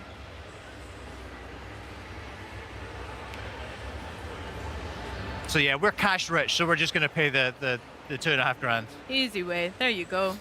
Can't you look the other way? For that amount of coin, I'll look whichever way you tell me to, mate. Why don't you go on through, eh? Make yourself at home. But not too at home. No touching the boss's stuff. She'll be with you shortly. Sarney, love her name as well. Was someone called Big Bath as well? Yeah, I think that was another member of the gang. Yeah. It's a good nickname. Yeah. Could be worse. So we're looking for the guild deeds, and I guess the likelihood is that they're behind this locked door, but you know, our hero is resourceful. We're going to pick this lock. She did give us a wee clue to have a look about. Well, tell us not to, but what are you going to do in this scenario? Not open the locked door? Exactly. Oh, I love all the trinkets we've got around here. Yeah, and very pretty. We don't do it in this video, but there's a lot more to rummage through in this. Better get this back to the guild. In this particular room, but yeah, in the interest of time, we're just going to grab the guild deeds and go. Yeah, Ralph, I'm really guilty for that. I'll check in every nook and cranny. I do the same. Good, good. I think it's good player behaviour. Me too. Thank you. Vindication. I like that. Had a few too many pints, actually. You smug git. That's quite funny. I tell you what, though, it takes stones robbing from me in my own poorhouse. Humphrey used to be like that, back in the day, before he shit the bed and fell apart. Not that I haven't enjoyed watching the guild slowly bleed out. Well, you're bleeding out next. Now you're speaking my language. This hero causing you grief, boss. Nothing you lot can't sort out. Humphrey should have warned you not to fuck with me, hero. Bit late now. Sort them out. Okay, another wee look at combat, another fracas on our hands here. We spoke about some of the different various combat that we can use for tools, melee, range, etc. How do they complement each other? And Ralph, what's your preferred style? You mentioned that big hammer earlier. So I love a big hammer. Yeah. I think exactly. And like I say, I tend to go for big damage dealing spells, like blades, like fireball. But you can play the game in a bunch of different ways. We actually had somebody playing in hands-on over in our behind closed doors demos today, who absolutely blitzed through it. Incredible skill level, did it on the highest difficulty level. So our team were sort of standing around applauding. Wow. So you can bring a lot to it. I think one of the things we're trying to show this week with the demos we're doing is that you can come to this with whatever skill level you have, and the game will meet you at it. We have a bunch of different difficulty levels and also a range of enemies that will challenge you in different ways. Yeah, that sounds class. Speaking of a range of different enemies, we've got quite a large gentleman here with maybe a different level of threat than our hero.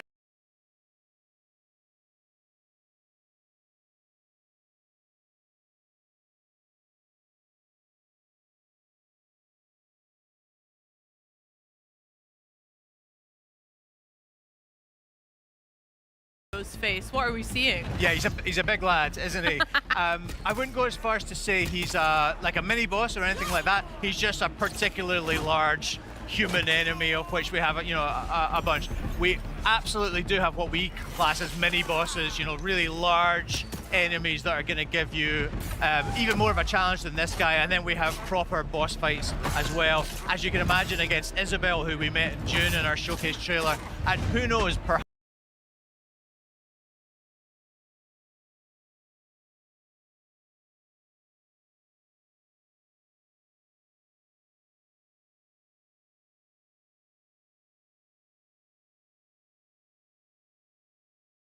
against someone else as well.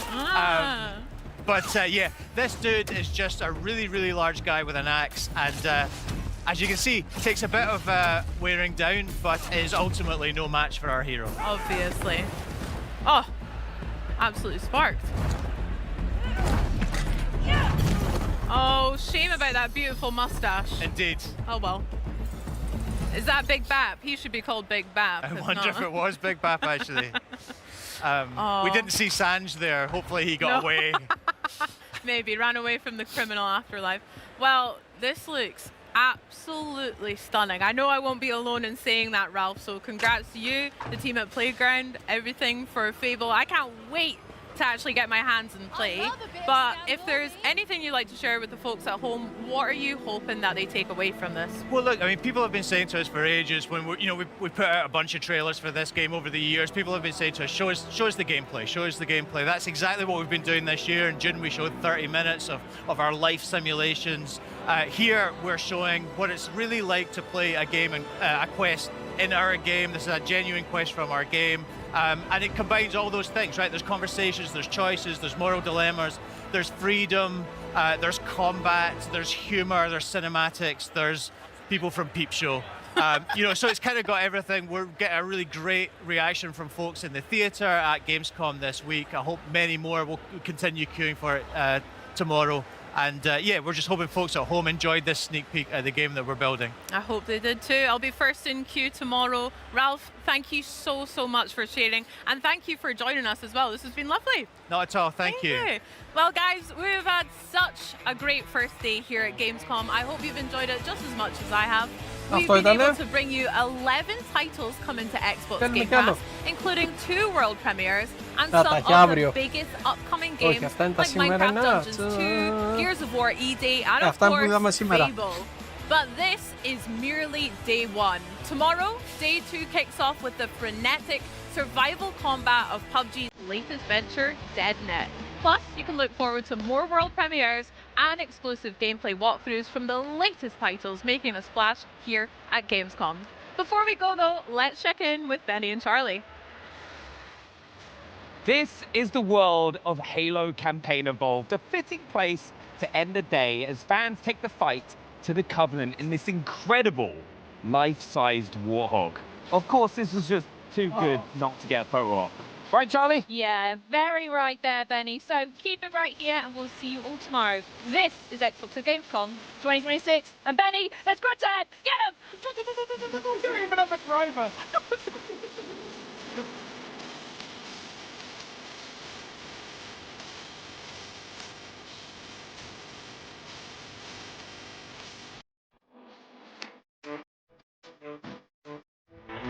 Λοιπόν, εδώ πάψη. Τι θα δούμε για αύριο. Microsoft Flight Simulator 24, Dragon's Dogma 2, Dark Rising, Call of Duty Modern Warfare 4, Turok Origins, Stranger Than Heaven, Stuntman Hollywood, Planet Zoo 2, Cassette Beasts 2002, Dune Awakening, Kingdom 3 Rising Realms, Armatus, Deep Dish Dungeon, The Seance of Blake Manor, DayZ, Son of Fungi, Archeron, Holstein, Dead.net, Tides of Annihilation, τι λέει, Albion Online,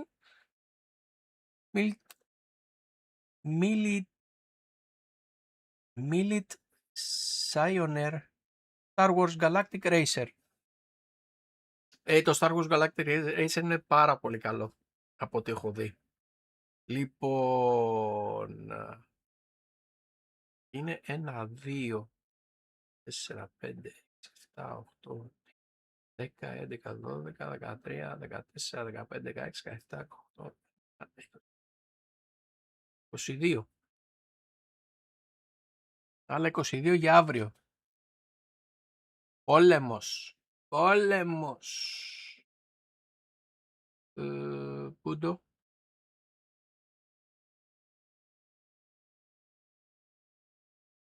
Λοιπόν, είδαμε σήμερα πολλά. Θα δούμε αύριο άλλα τόσα περίπου. Τι σας έχω τώρα, λοιπόν. Πάμε εδώ. Πού το έχω? Εδώ το έχω. Δώστε μου λίγο να σας το δείξω. Οκ.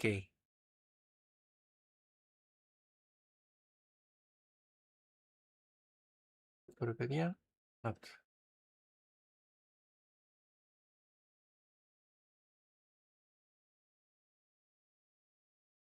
Ας το φτιάξουμε. Transform.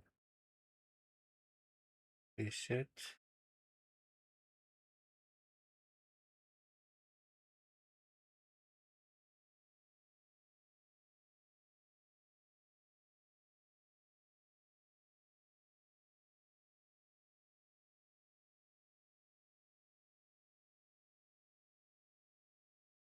Λοιπόν, τι βλέπουμε εδώ πέρα? Ανοίξανε τα pre-orders για το επαιτειακό controller των 25 ετών, Xbox Wireless Controller X25 Special Edition. Στα 80 ευρώ. Τα 80 ευρώ. Και πώς μπορείτε να το αποκτήσετε? Πάρα πολύ απλά. Μπαίνοντας σε κάποιο από τα ευρωπαϊκά καταστήματα, Ιταλία, Γερμανία,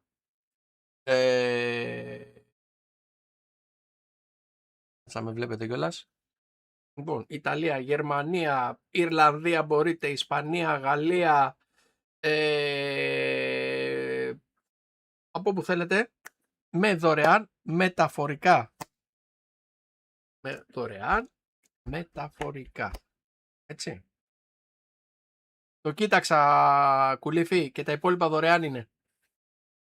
Λοιπόν, για όσοι τώρα θέλετε να αγοράσετε με κλάρνα, δυστυχώς, από ό,τι κοίταξα τους όρους συμμετοχής της κλάρνα με το Xbox, στα pre-orders δεν λειτουργεί η κλάρνα. Οπότε pre-orders το ξεχνάτε με κλάρνα. Λοιπόν, για κονσόλα, Κάτσε, να το δούμε τώρα επί τόπου. Xbox, όπα.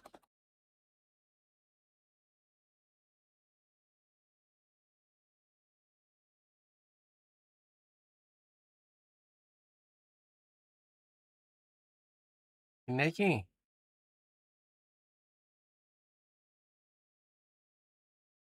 Να την αγοράσουμε.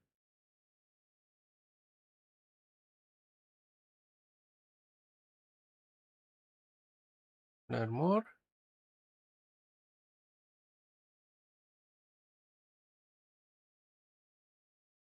Εδώ.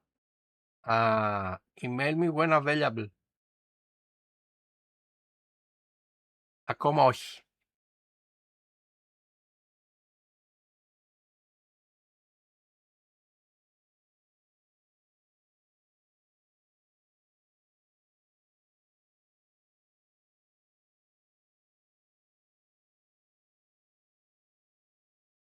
Επί τόπου μπροστά μας.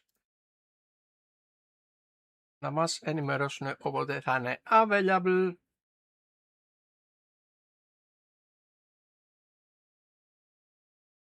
Οπότε είπαμε, μπαίνουμε στο site του Xbox.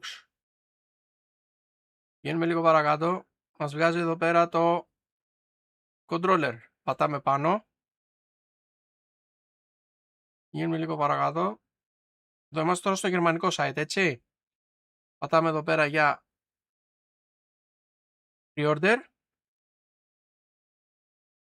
Και το παραγγέλνουμε. Ακολουθάτε τις διαδικασίες εκεί πέρα με την κάρτα σας ή μέσω PayPal.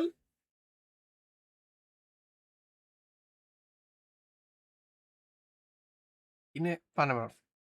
Η διαφορά με τα υπόλοιπα controllers είναι ότι εδώ μπροστά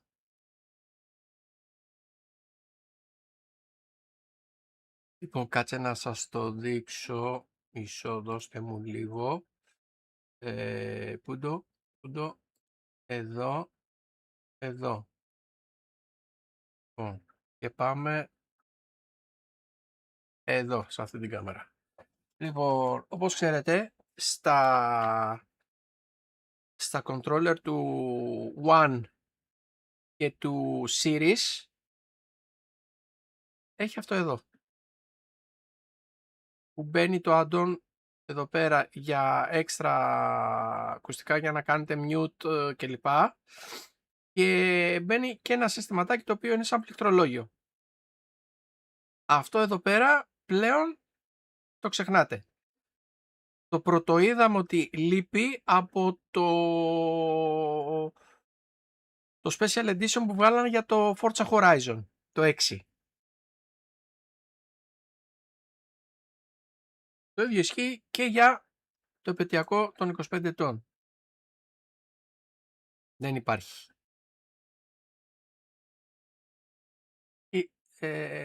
Λοιπόν, κάτσε να γυρίσουμε την καμερούλα. Κάμερα σε μένα, που λέει και ο άλλος. Λοιπόν, πούντο. Browser. Εδώ.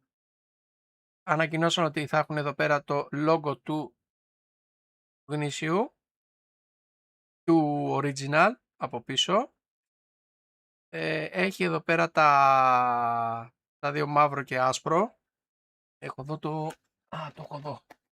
Το Δούκα. Λοιπόν, θα σας το δείξω το Δούκα. Για να δείτε εδώ. Πάμε εδώ. Όχι εδώ. Εδώ. Να. Λοιπόν, στο Δούκα εδώ πέρα είχε το μαύρο και το άσπρο το κουμπάκι. Το Z και δεν θυμάμαι πώς το λέγανε τέλος πάντων. Αυτά τα δύο τα κάναν μετά εδώ πέρα το left button και το right button. Τα αυτάκια που λέμε.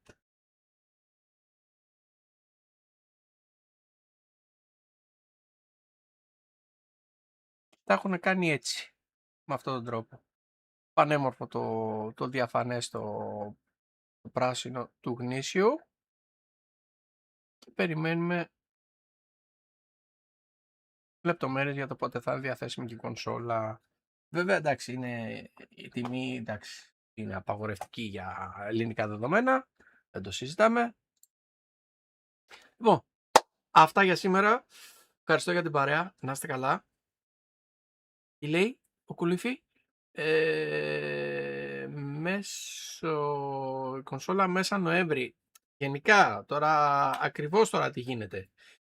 Μέσω PayPal έχει και μια λειτουργία, παράγγειλε τώρα, πλήρωσε μετά, εννοείς. Μέρα. Λοιπόν. Αυτά, λοιπόν. Φιλιά στα μούτρα. Να είστε καλά. Και τα λέμε αύριο πάλι στις 5 παρά 10. Spartans out. XboxHellas. Keep Xboxing.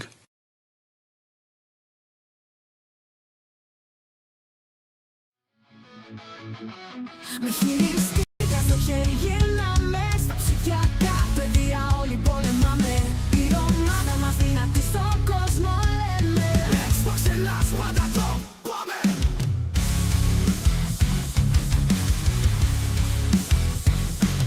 Από την Κρήτη μέχρι και τον Εύρο, στα games όλοι πρώτοι από την αρχή. Όπου κι αν πάμε όλοι μας ξέρουν XboxHellas, όλη η γη το μαθαίνει.